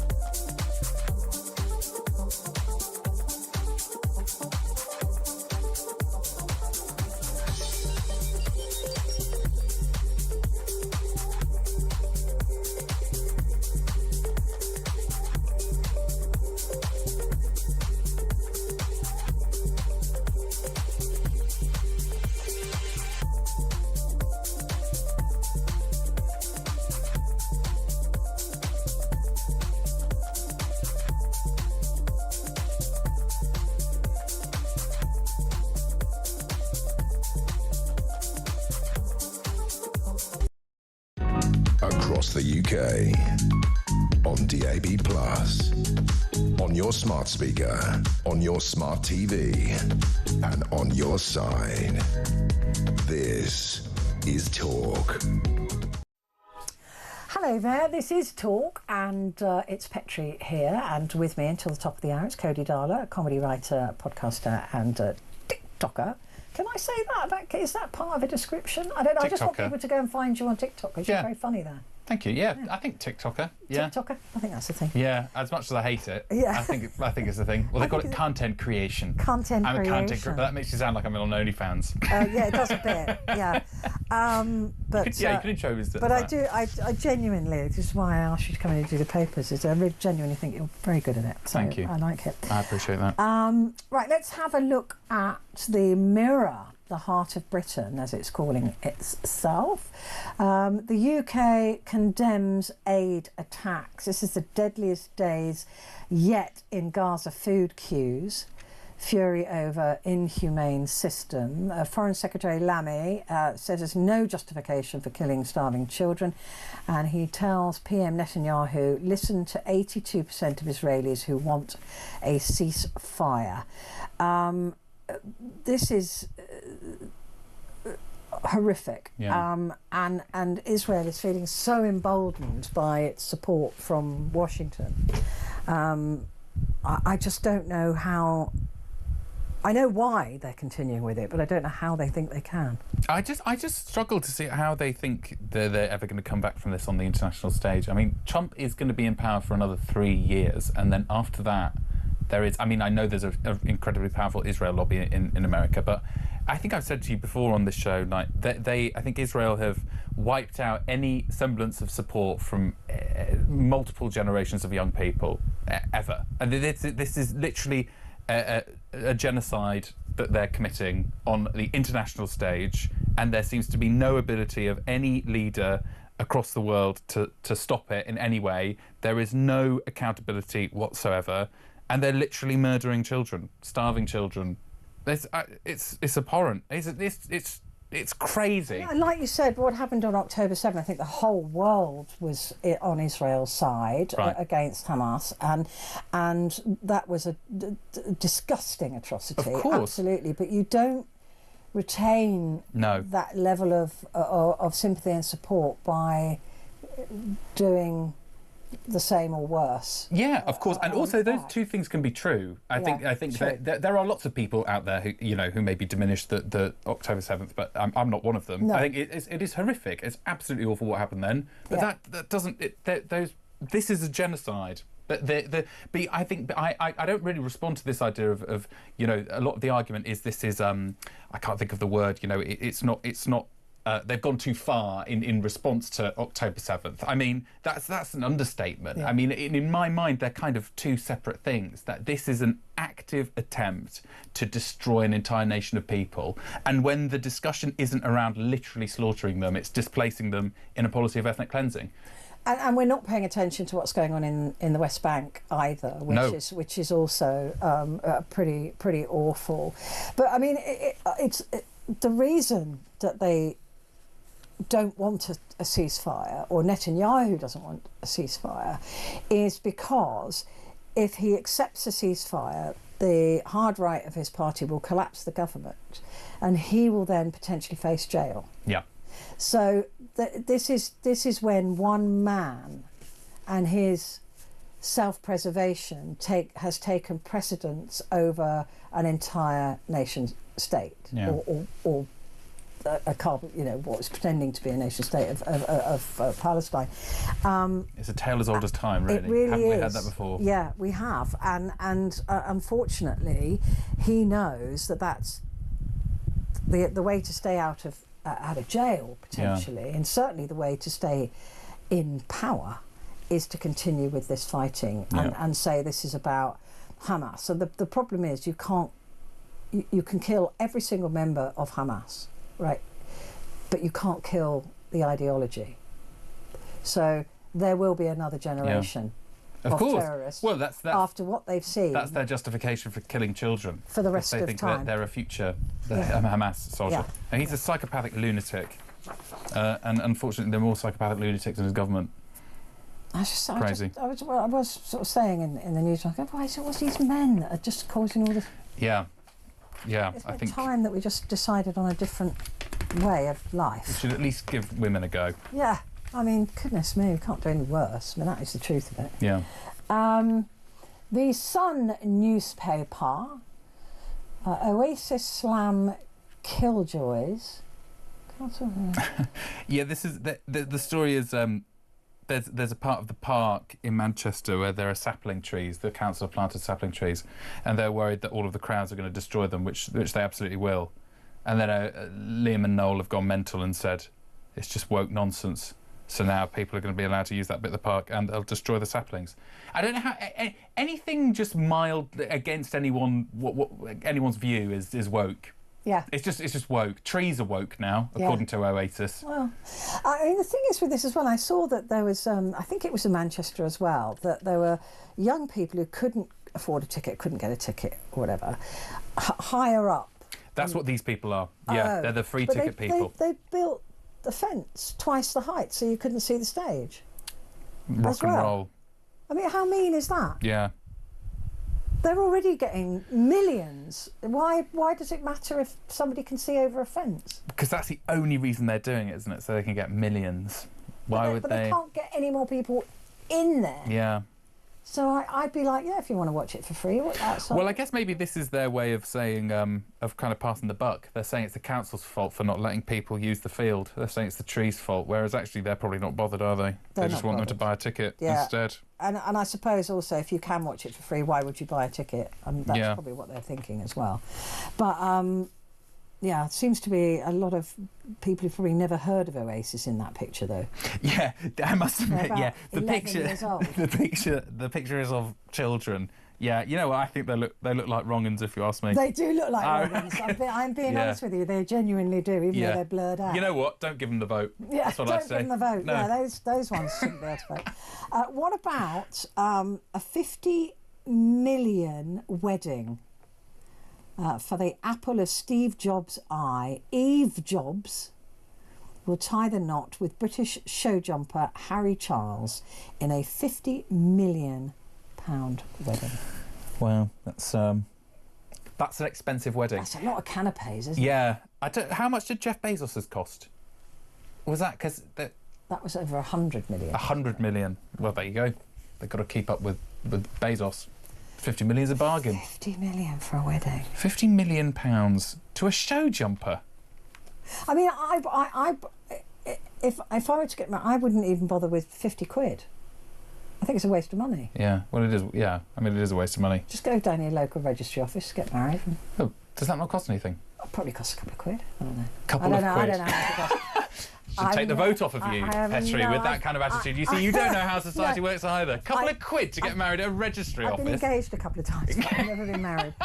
And at the top of the story here, saying work longer for a pension, millions could. Well, do you know what? Fair enough, as long as politicians can't get their pensions early, and also they stop being platinum plated pensions as well. Yes, and actually the other... They get a fortune in pension. Of course they do. Why wouldn't they? They do God's work. But the other element of this argument is the government is encouraging people to pay more into private pensions, which is also like a duh moment where they're like, you know what, you guys should put some of your private money into pensions so we don't have to pay out much at all. So our piddly state pension eventually...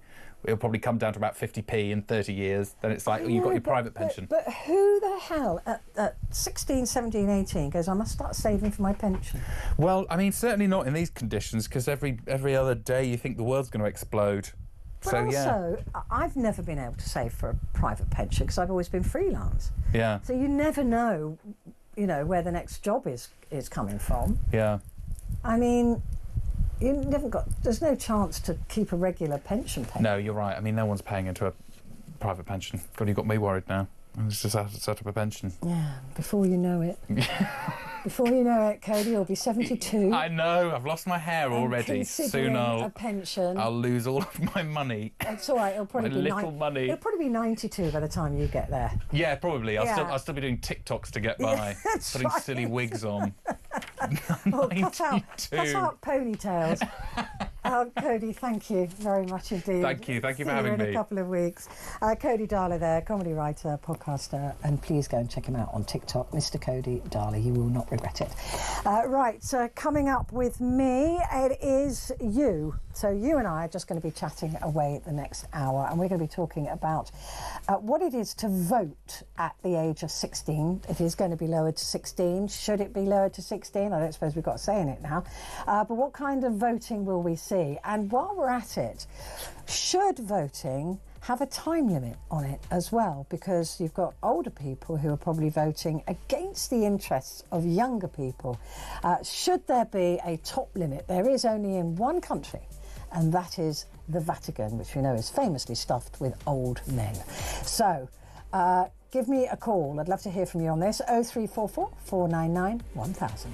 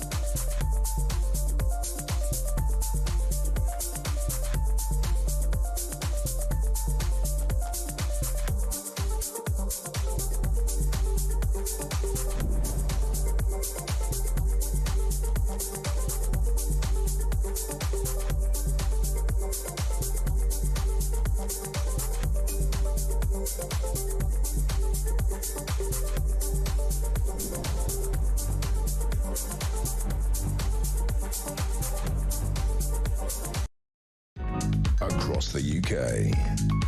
On DAB+, on your smart speaker, on your smart TV, and on your side. This is Talk.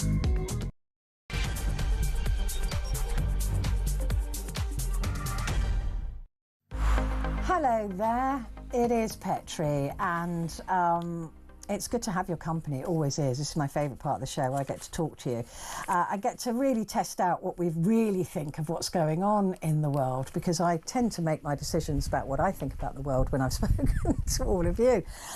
So it's really interesting, this one, for me, is lowering the voting age. So the last time we did this was in 1969. So the first election that 18-year-olds could vote in was in 1970. The 1969 Representation of the People's Act was the act that did it, and it didn't really receive much attention. It was about the age of majority. So it used to be that you weren't considered an adult until you were 21, and so now, and then it was reduced to 18. But that tied into it all of the adult decisions that you're able to make at 18 that you used to only be able to make when you were 21. But this one isn't. This is just about voting in general elections. This isn't saying that 16-year-olds are adult. They can't make other decisions. They still have to get parental consent, for example, in marriage, in joining the military. I don't think they can join at 16. I think they can join at 17, but they can't be on the front line until they're 18. So there are rules around age that consider 16 as being too young, that they are still children. They are not yet adults. So why would the Labour government be keen on getting children to vote in a general election? Now, of course, it's widely believed that these children are by nature at 16 idealistic. We probably all were idealistic at 16, and certainly I've become more cynical as the weeks, days and hours go by. So it is a cynical move by Labour, because they know that they're going to potentially get more young people at 16 who know not very much, they haven't got much history to draw on, no political history anyway, that they're more likely to vote either Labour or Green. So, and they're less likely, through studies, to vote for Tories or Reform. So there is a gain by Labour by 0.3%, there is a loss by Tories, and by Reform of 0.2%. So this is gerrymandering to some degree, right? We know it is. And if the Tories had thought that 16-year-olds would vote Tory, they would have changed the age of voting to 16 themselves. It was cynically done in Scotland, where it was believed during the Indy ref that 16-year-olds were more likely to vote for a independent Scotland. 16 is also the age in places like Jersey and Guernsey where you can vote in local issues. But this is about a general election. Do you think that 16 is just too young? Now, the arguments that I've used is that they have little understanding of the world, but then probably about as much understanding, to be honest, as an 18-year-old. But, you know, they've maybe never had a job, so they don't really know about taxation or or engaged with it. They've probably very rarely used the NHS, and therefore don't really care about that. I don't remember caring about very much at 16, really, apart from which party I was going to, and by that I mean to drink, not to vote. And I didn't really, it was all about me. It was all about me and my friends. So I don't know that I would have been very good at voting at 16. I know that I wasn't very good at voting when I could vote when I was 18. I know that I voted. I've made sure that I voted in every single general election since I was legally allowed to. But I don't think I really knew what I was doing. And I certainly didn't consider things like mortgage rates or NHS or social services or pensions or anything like it. Didn't care. Are they going to make good decisions? But then we've got so much of the electorate that maybe isn't engaged in politics and will make a decision on one policy. You saw that with Brexit, that people who voted to leave the EU were lied to. That's been adjudicated. The referendum was found to be illegal, and if it had been anything other than if it had been a proper referendum, it was an advisory ref, which is why it was upheld. But had it not been an advisory ref, it had been a full referendum, it would have been considered illegal and gotten rid of that decision. So, but a lot of people voted on one issue. They were lied to and they didn't inform themselves. So I just wonder if you think that 16 is too young, or maybe it is a brilliant way to get young people to actually engage, to actually say to them, do you know what you're voting for? Do you know, look it up, read about how important the NHS is, find out how important social services will be to you when you're older. And the same argument could actually come from older people in their 75 plus, 80 years old, who are voting on things that they may not be around to see the conclusion of. Do they really care? Are they voting on behalf of young people? So I don't know. I don't know what this is. There's only one country it's limited in, and that is the Vatican, and it's 80 years old. So maybe it should be 80. Give me a call.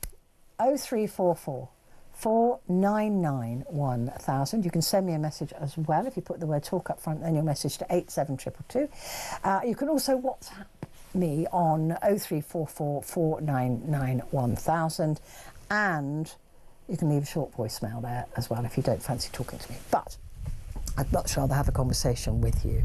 So both ends of the scale. Older people, should they be denied, given the vote up until 75, 80 years old? And they said, look, you've done your bit now. You don't need to do any more. Voting for a future that you may not see, it is, or younger people at 16, what do they know? What do they know? But there are a lot of ill-informed voters at any age. I don't know. 0344 499 1000 is the number you're going to need. Gary is in Basildon. Good morning, Gary. Good morning. Good morning. But first thing I'd like to say is, look at the House of Commons, look at the House of Lords. They're making decisions for people. How many of them are over the age of 75? And also, if you take it one step further, you've got Klaus Schwab, who's 87, and George Soros, who's 94. They're making decisions that affect the whole world. Yeah, I honestly think there should be an upper age limit, and I think there should be an upper age limit. Like certainly in America, I think that they will bring that in. They're not even elected, and they're making decisions for the world. That's true. So it doesn't mean they're making the right decisions, though, does it? And I'm 68. I know a lot more now than what I knew when I was 16, and I think I know a lot more. Don't get me wrong, there are some 16-year-olds that are pretty clued up about politics, but I'd say the vast majority don't really know what they're voting on. I think someone of 68 or even 75, they've had a lot more experience of life, and they know a lot more, and they're a lot wiser. But are they necessarily... And they should still be allowed to vote. Are they necessarily, though, voting with the right intention? Because, it could come to a vote about pensions or whatever, and they will always vote in their own interest, whereas younger people are looking at the future of their future, and they're saying, well, we're not going to get a pension. There's not going to be a pension for us. Yeah, fair enough, but people have made their contribution to society over the years, and they've paid in. So why shouldn't they get a pension? Everyone. Yeah, but you're not. This is a complete misnomer. When you paid into your pension, you were not paying for your pension. You were paying for the pensions of people who are already on the pension. It was younger. You were paying in for them. It's a Ponzi scheme, right? And the people who are paying in for you is not you. It's me. I'm paying for your pension. When I was a young man and I was paying into a pension scheme, but I was paying towards other older people's pension scheme. Yeah. People that fought in the war and that. Yeah. I didn't begrudge them getting a pension. I didn't say, oh, that's not, why should they get a pension? It seems that people now are starting to resent older people getting a pension. Whereas we never thought like that. We wanted the pensioners to get more. No, but I think... But now all of a sudden, oh, you know, they shouldn't get anything. No, I don't think they're saying they shouldn't get anything. I think what they're saying is, I'm unlikely to get anything.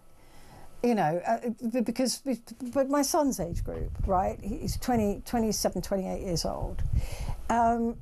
He's not, I mean, a pension, he's saying, Mum, there won't be anything for me. There won't be any, I'm paying in, but I won't get any. I'm paying in for people who are already in pension, but I won't get a pension.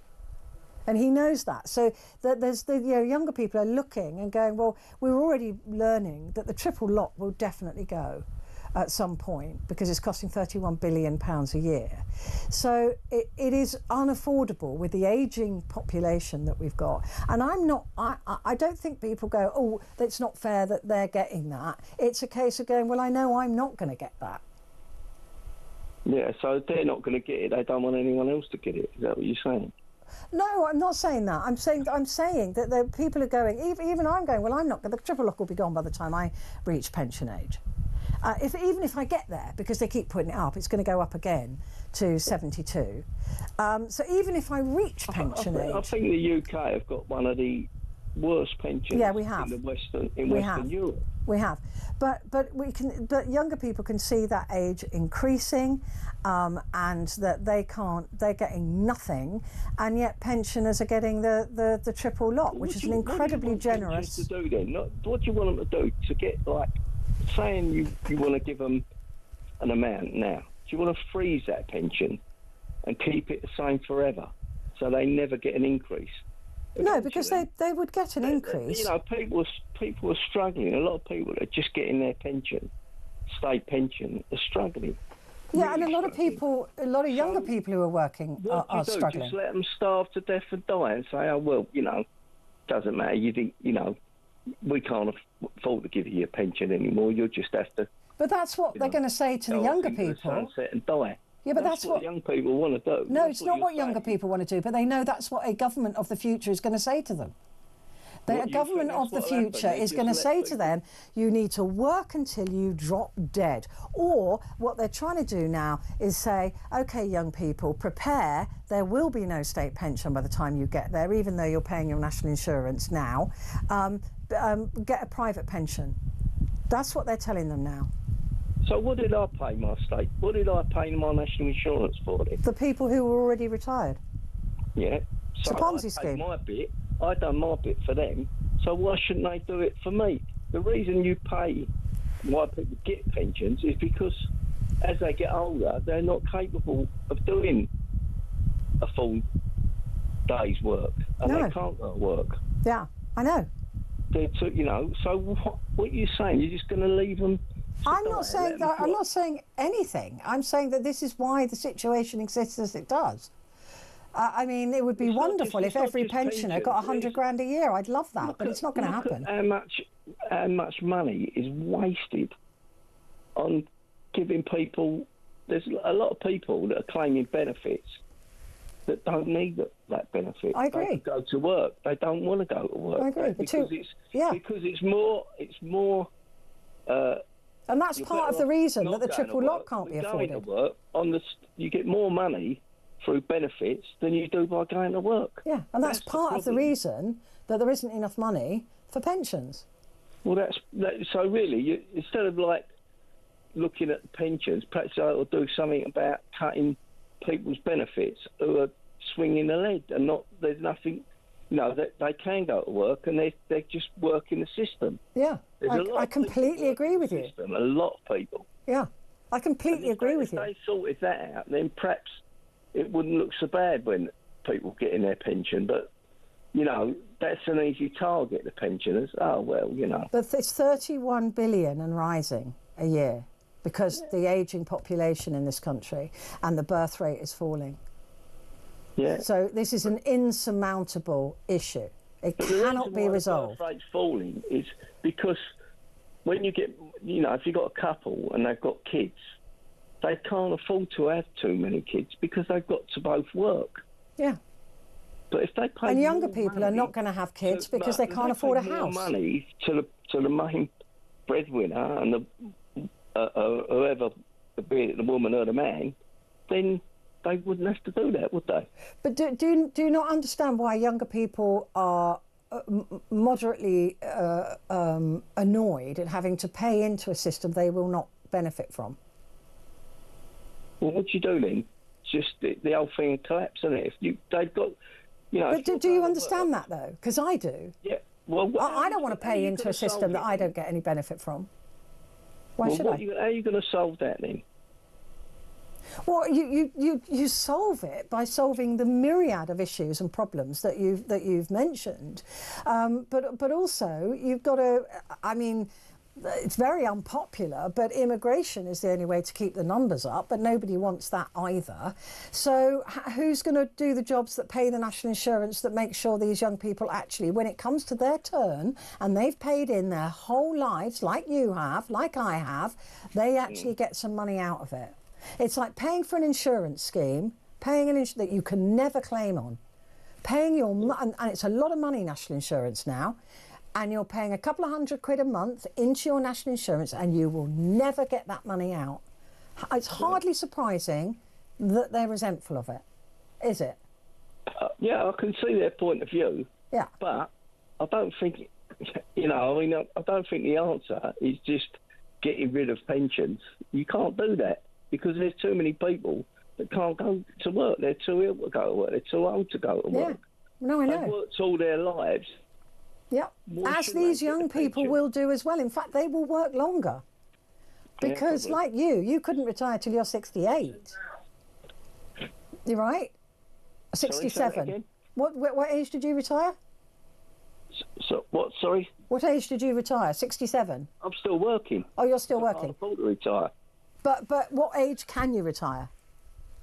I don't know when I'm going to work till I drop. Yeah, I want to work until I drop as well. I enjoy my job. And I think a lot of people... Until I finish. We'll have to do that as well. There's a lot of older people in the workplace now as well. I don't know, the answer isn't evident, right? It's not easy. But what I'm trying to do is say, look, the pension scheme has always been a Ponzi scheme. It's always been, people are going, well, I pay in, I get my money back. No, you're not getting your money back. And that's why the younger generations are seeing that they'll be paying in and they won't get anything back. And that rightly would make them resentful, I think. There's got to be another way of doing this, but I'm not smart enough to figure that out. No. But the thing is, as you say, there is a lot of people that are getting benefits that shouldn't get benefits. Yeah. You can make a career out of being on benefits. Oh, it's disgusting, and it hacks us all off. It really does, because if you're going out to work... There's so many people doing it, and there's nothing done about it. No one ever does anything I agree, and if you do something like that, if you do the hard work, and then it's easier to support pensioners, isn't it? Because then there is the money and there isn't the resentful. Yeah, no, absolutely right. Gary, good to talk to you. Thank you very much indeed. Quick break, back in a sec.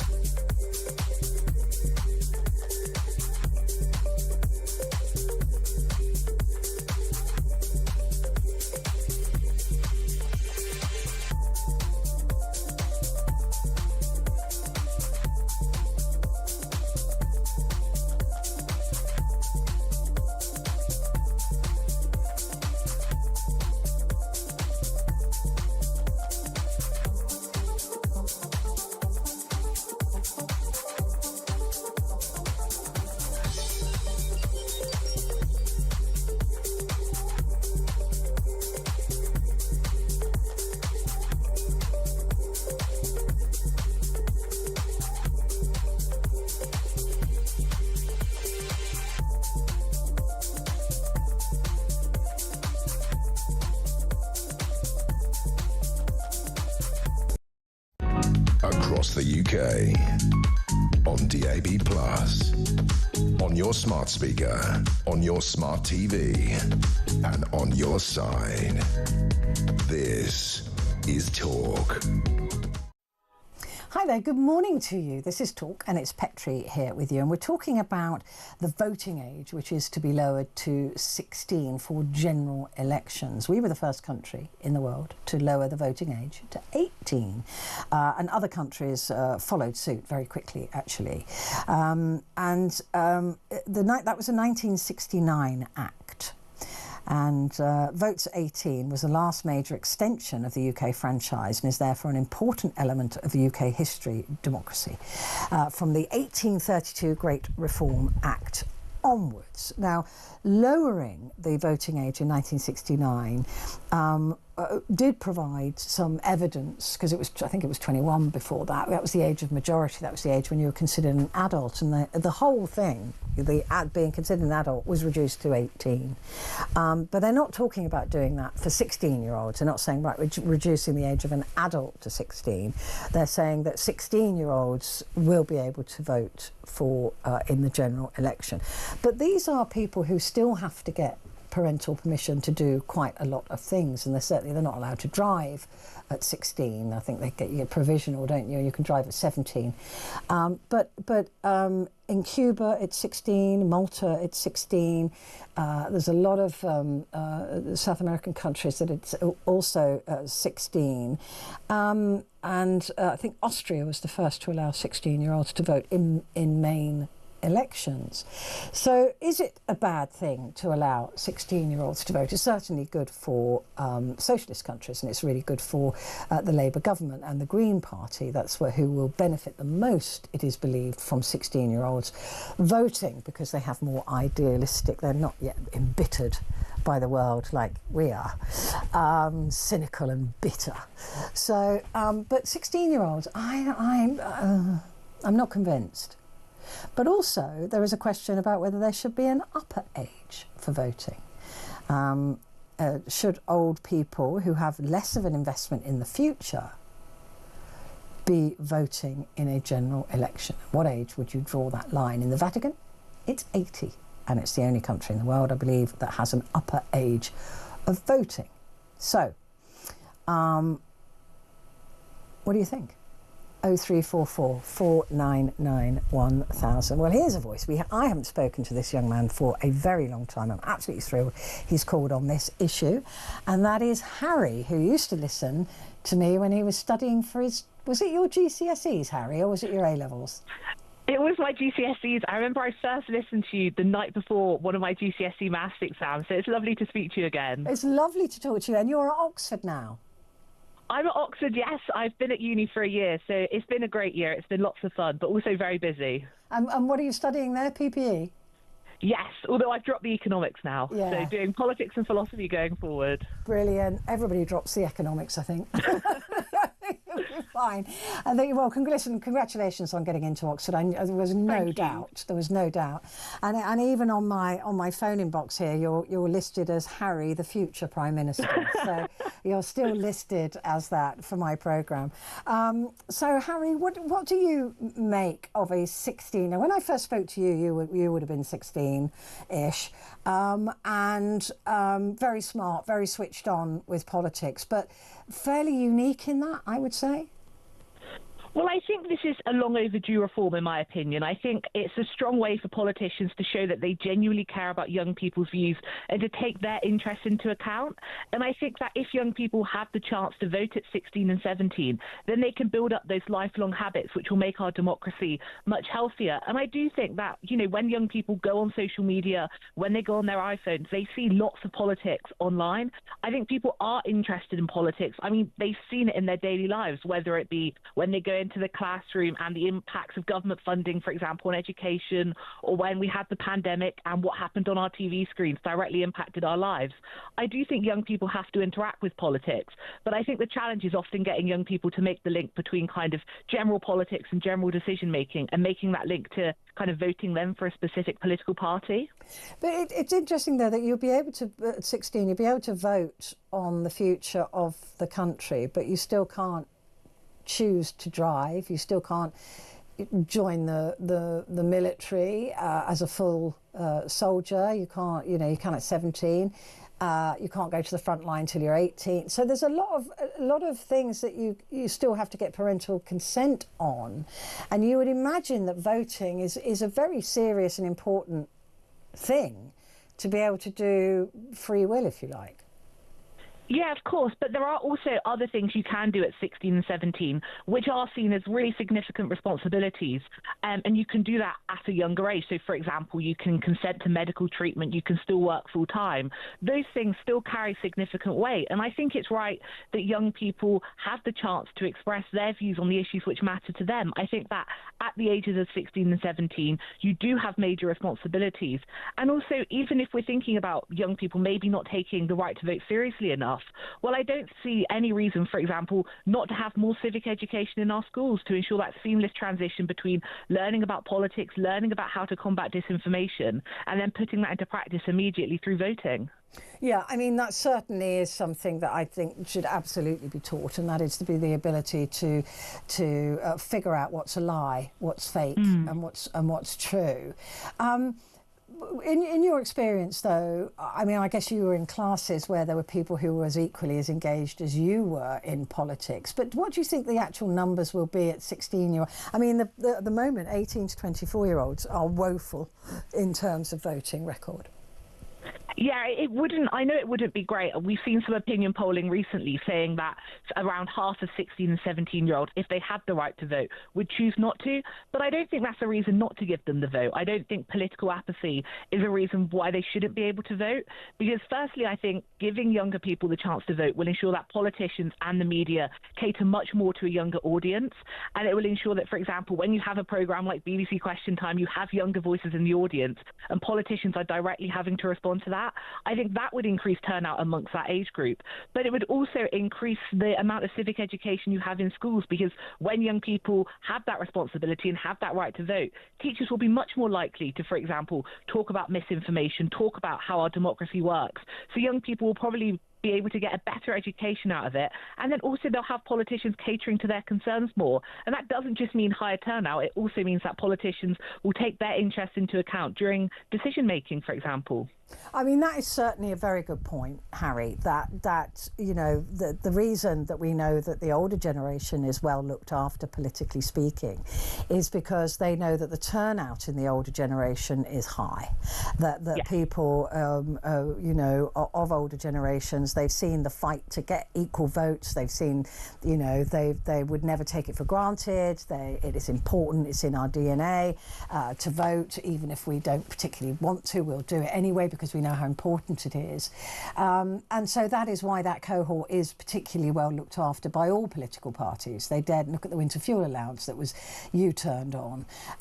So politically speaking, I think you have a very good point that young people's concerns and issues are more likely to be addressed by governments if they have a say in who votes, if they have a say in who runs the country. But there is also the theory that this will benefit Labour and the Greens and disadvantage other political parties, and that seems like gerrymandering. Well, I think firstly it's important to say that young people won't vote for a specific party just because they're part of a particular age cohort or demographic. I mean, Reform UK, for example, they've received quite a big following on TikTok. This was one of Labour's leading manifesto pledges, and I honestly just think it's the right thing to do. I think it's fair. I think it's consistent with the other responsibilities they have at that age. But when it comes to kind of questions around politics and gerrymandering, I think the biggest amount of hypocrisy we've seen in this debate has been from the Conservative Party. At the ages of 16 and 17, the Conservatives allowed young Conservative members to directly vote for the next Prime Minister when it was Truss versus Sunak. So they think that young people should be able to vote for the next Prime Minister of the country, but not then their local MP. So it does seem like there's been quite a bit of hypocrisy there. Yeah, but do you think it will engage? I mean, again, the argument that it will engage young people and, set in motion a lifelong interest or at least engagement in politics and voting. Do you genuinely believe that would be the case? I mean, you must have voted in the last election, right? I voted in the last general election, and I've had a chance to vote in one set of local elections as well. And I think it would excite young people more about politics. I think if they have politicians who are directly talking about the issues which matter to them, if they're talking more about climate change, more about the education system, that will engage more young people in politics. And I think it will increase turnout. But I also think it's worthwhile saying that actually overnight, when young people turn from kind of 17 years and 11 months to 18, they don't magically become politically engaged. They don't magically learn everything about politics. I think it has to be kind of a gradual transition. And if we're giving young people the right to vote at 16 and 17, you can then have schools, for example, teaching young people more about politics and then hopefully getting them engaged. So I really hope this policy is something which would get politicians more concerned about young people and then hopefully, by talking about issues which matter to young people, excite them. Yeah, no, I think you make excellent arguments, which is why we think you will be the Prime Minister of the country. Are you looking at a career in politics, do you think, when you finish your degree? I think I'd love to do something in journalism, to be honest with you, Petrie. Oh, big mistake. Anyway, you'd be very welcome. You'd be very welcome. But it's a tough one. You might, I don't know. I'm sure that you'll do marvellously well, Harry, at whatever it is that you do. So, Harry, they're making some really good points, actually, about young people and the engagement. And also the governments will have to pay attention to what young people want if they are indeed part of the voting system. So what do you think? Give me a call, 0344 499 1000.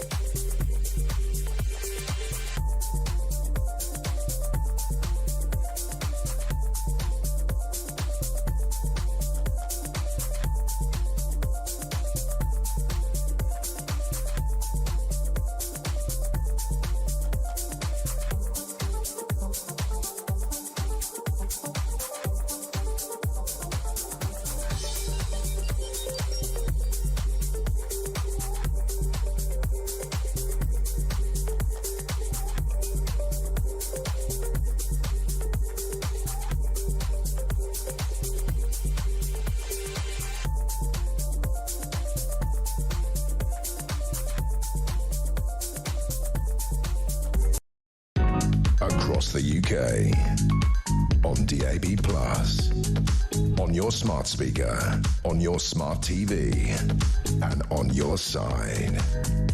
This is Talk. Hello, this is Talk and it's Petrie, and we're talking about lowering the voting age to 16, which is what Labour is saying that they will do now. And the Westminster voting intention, reform leads Labour, but left set to benefit from votes at 16. So we know that it is likely to benefit Labour and the Greens if the voting age is reduced to 16.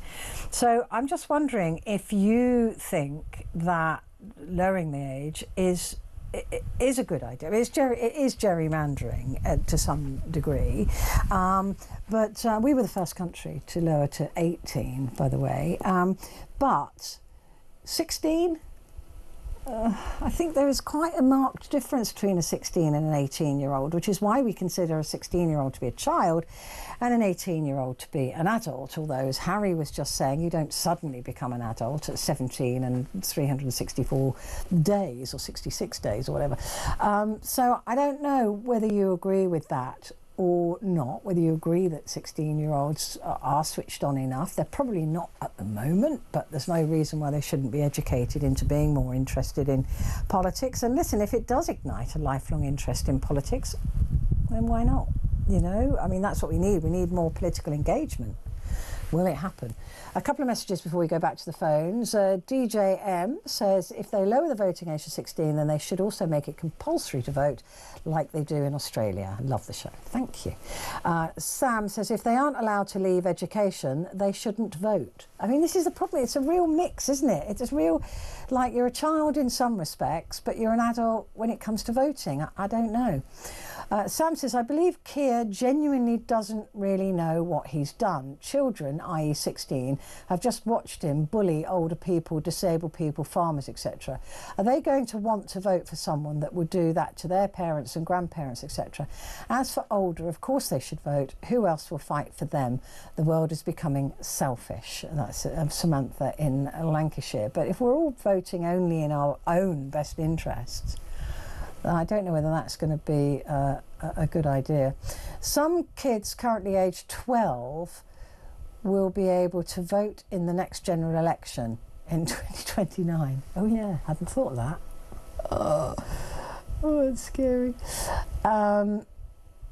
Yeah, I don't know. Harry made some really good points, actually. I may be persuaded into that. Simon is in Seven Oaks. Hello there, Simon. What do you think about lowering the age to 16?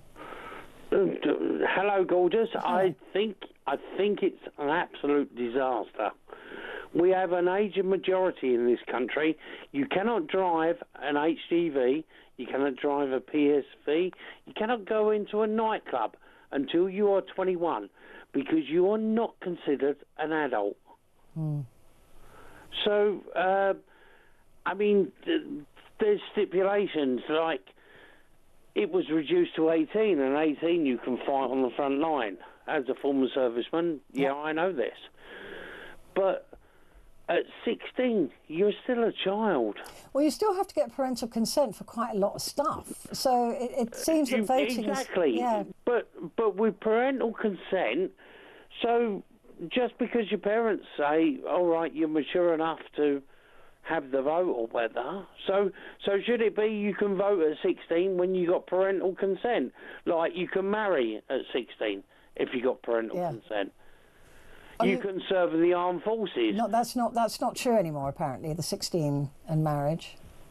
Oh, that was probably something to do with Theresa May's bloody bastardisation of the laws, but there you go. But the thing is, if you are not an adult at 18 and you're not an adult until you're 21, then how can you make decisions upon the future of the country when you're 16?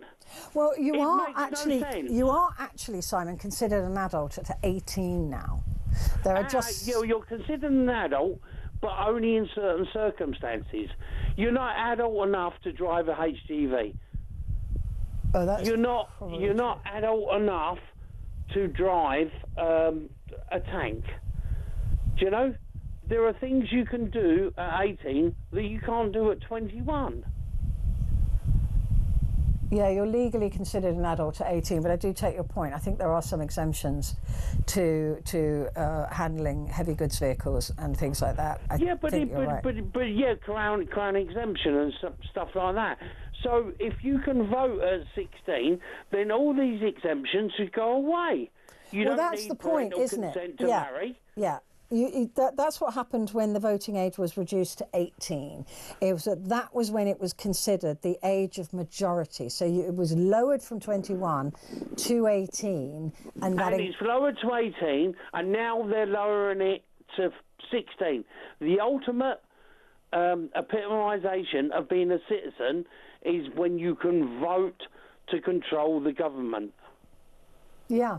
That is 16, the age of majority, because you're considered grown up, mature enough to actually dictate who governs us. Yeah, at 18. At 18. I think it should be 21. I don't think 18-year-olds are sufficiently mature enough. I don't think I was. And reducing it to 16, I think, is ridiculous.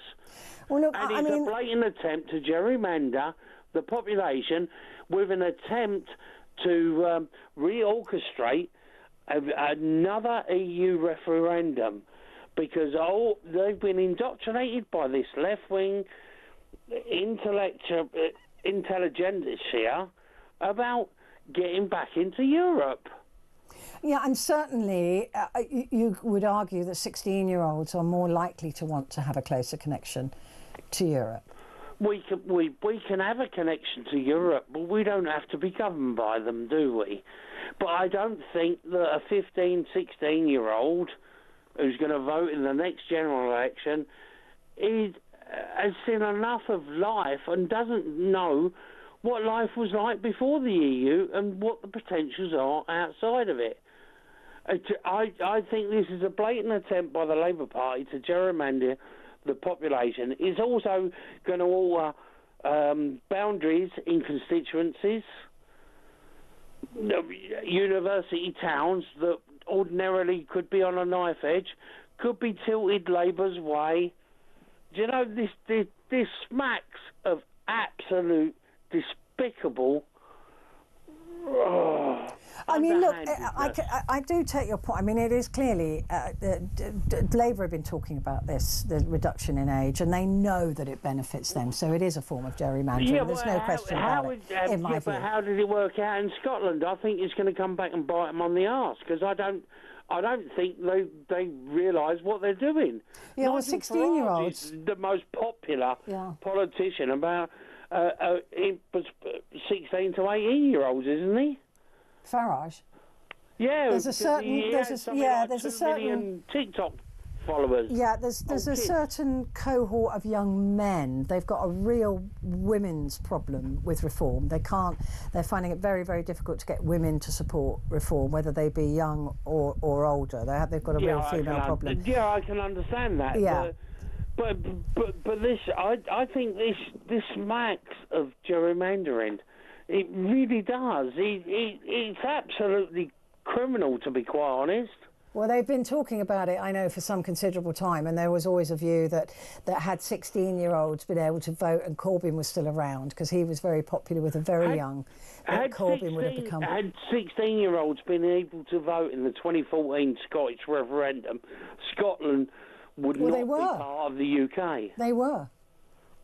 They were allowed to in the referendum, because that's what they considered that most of those young people would vote to leave, and of course that didn't work out for them. But they were allowed to. The Scots lowered that age, not for general elections.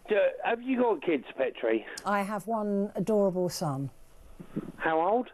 He's 28. Oh right. But thinking back to when he was 15, 16... No, not a chance. Not a chance was he capable of... 18, it's debatable, isn't it? Yeah. I mean, look at 18. Yeah. You start to see the adult, don't you? You're absolutely right, yeah. I mean, by 18, he was lovely, but 16, no, he was a nightmare. I enlisted in the British Army at 17 years of age. I didn't vote until the first time until I was 28 years of age. By choice? That was just your... No, because they messed up all the service voting, but I wouldn't have known who to vote for. At 28, when I'd been deployed to numerous operations overseas and things like that, I had a larger world view. I thought I had more knowledge. Yeah, I completely agree. I always voted because, like I've said before, because I felt that it was my duty to, because women had fought and died for my right to vote. But I never really knew what I was voting for. Why did we fight the First and Second World Wars? It's to enfranchise the population that we decide our own destiny, and it's not dictated to us by foreign powers or the elite. You know, there's the one power we have to vote, and to give it to children who are I mean, the education system is suspect nowadays compared to what I experienced in the 60s and 70s when I was growing up. Well, that's the other thing, is that people are complaining that there's a left-wing ideology in schools with teachers. They've always said that. And that they will be taught to vote in the interests of the teacher rather than in the interests of the student. Exactly, because children are susceptible. I know that. I'm a father of 4. You know, my children bow to my wishes most of the time. God, you're lucky. Yeah, I'm a good dad, but there you go. I'm a good mum, but still bowing to my wishes, not a chance. You are right, they respect my wishes. Oh, okay, yeah. But in front of your face, not behind your back, obviously. Yeah, but you know what I mean? Kids need to be adults before they can vote to determine the future. Yeah, and I also think kids need to be able to be kids for as long as they can be as well. Of course and they do. voting And this is the problem. Yeah. You have all this sexual education and all this trans ideology. Kids don't know about that. They don't need to know about that. No, well, unless it affects them personally, and then they can make those decisions when they're a little bit older. Good to talk to you, Simon. Good points. Thank you very much indeed. I've got to take a quick break, but I will be back in a moment to talk to Terry.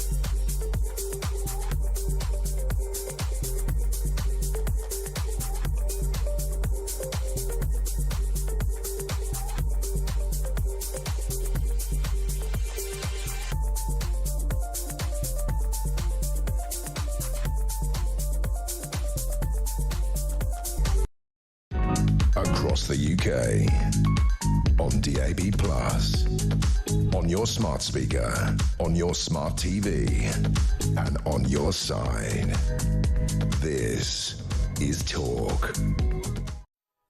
Hello there, this is Talk, and it's Petrie here with you till the top of the hour, and we are discussing lowering the voting age. The last time we did that was in 1969, where we lowered the age of majority, so that's adulthood in this country, from 21 to 18, and along with it came the right to vote. We were the first country in the world to allow votes at the age of 18. So I'm asking you whether you believe that it is a good thing that 16-year-olds can vote, or do you think that it's just too young? And the other question I was asking is whether at the other end of the scale, like the Vatican, they have an upper age limit of voting of 80. So you've got to be below the age of 80 to vote in an election in the Vatican. Now, Carol has said, my 85-year-old mum was diagnosed with dementia earlier this year. She already would not have any idea on who to vote for, why she's voting, etc. Another thing that crossed my mind is whether there should be a cut-off age for prime ministers and MPs. I think there should be. and then she goes on to say, lung surgery and chemo going well so far. I'm so glad to hear that, Carol. And Lemmy and Freddie say hi. We'll say hi back. And thank you for that update. I always like to know. Jenny said, people should only be allowed to vote if it can be established that they have the ability to empathise and not be selfish. There'll be about 4 people voting in this country. Selfishness is something that you are naturally born with, and as you get older you can start to regress as the brain shrinks.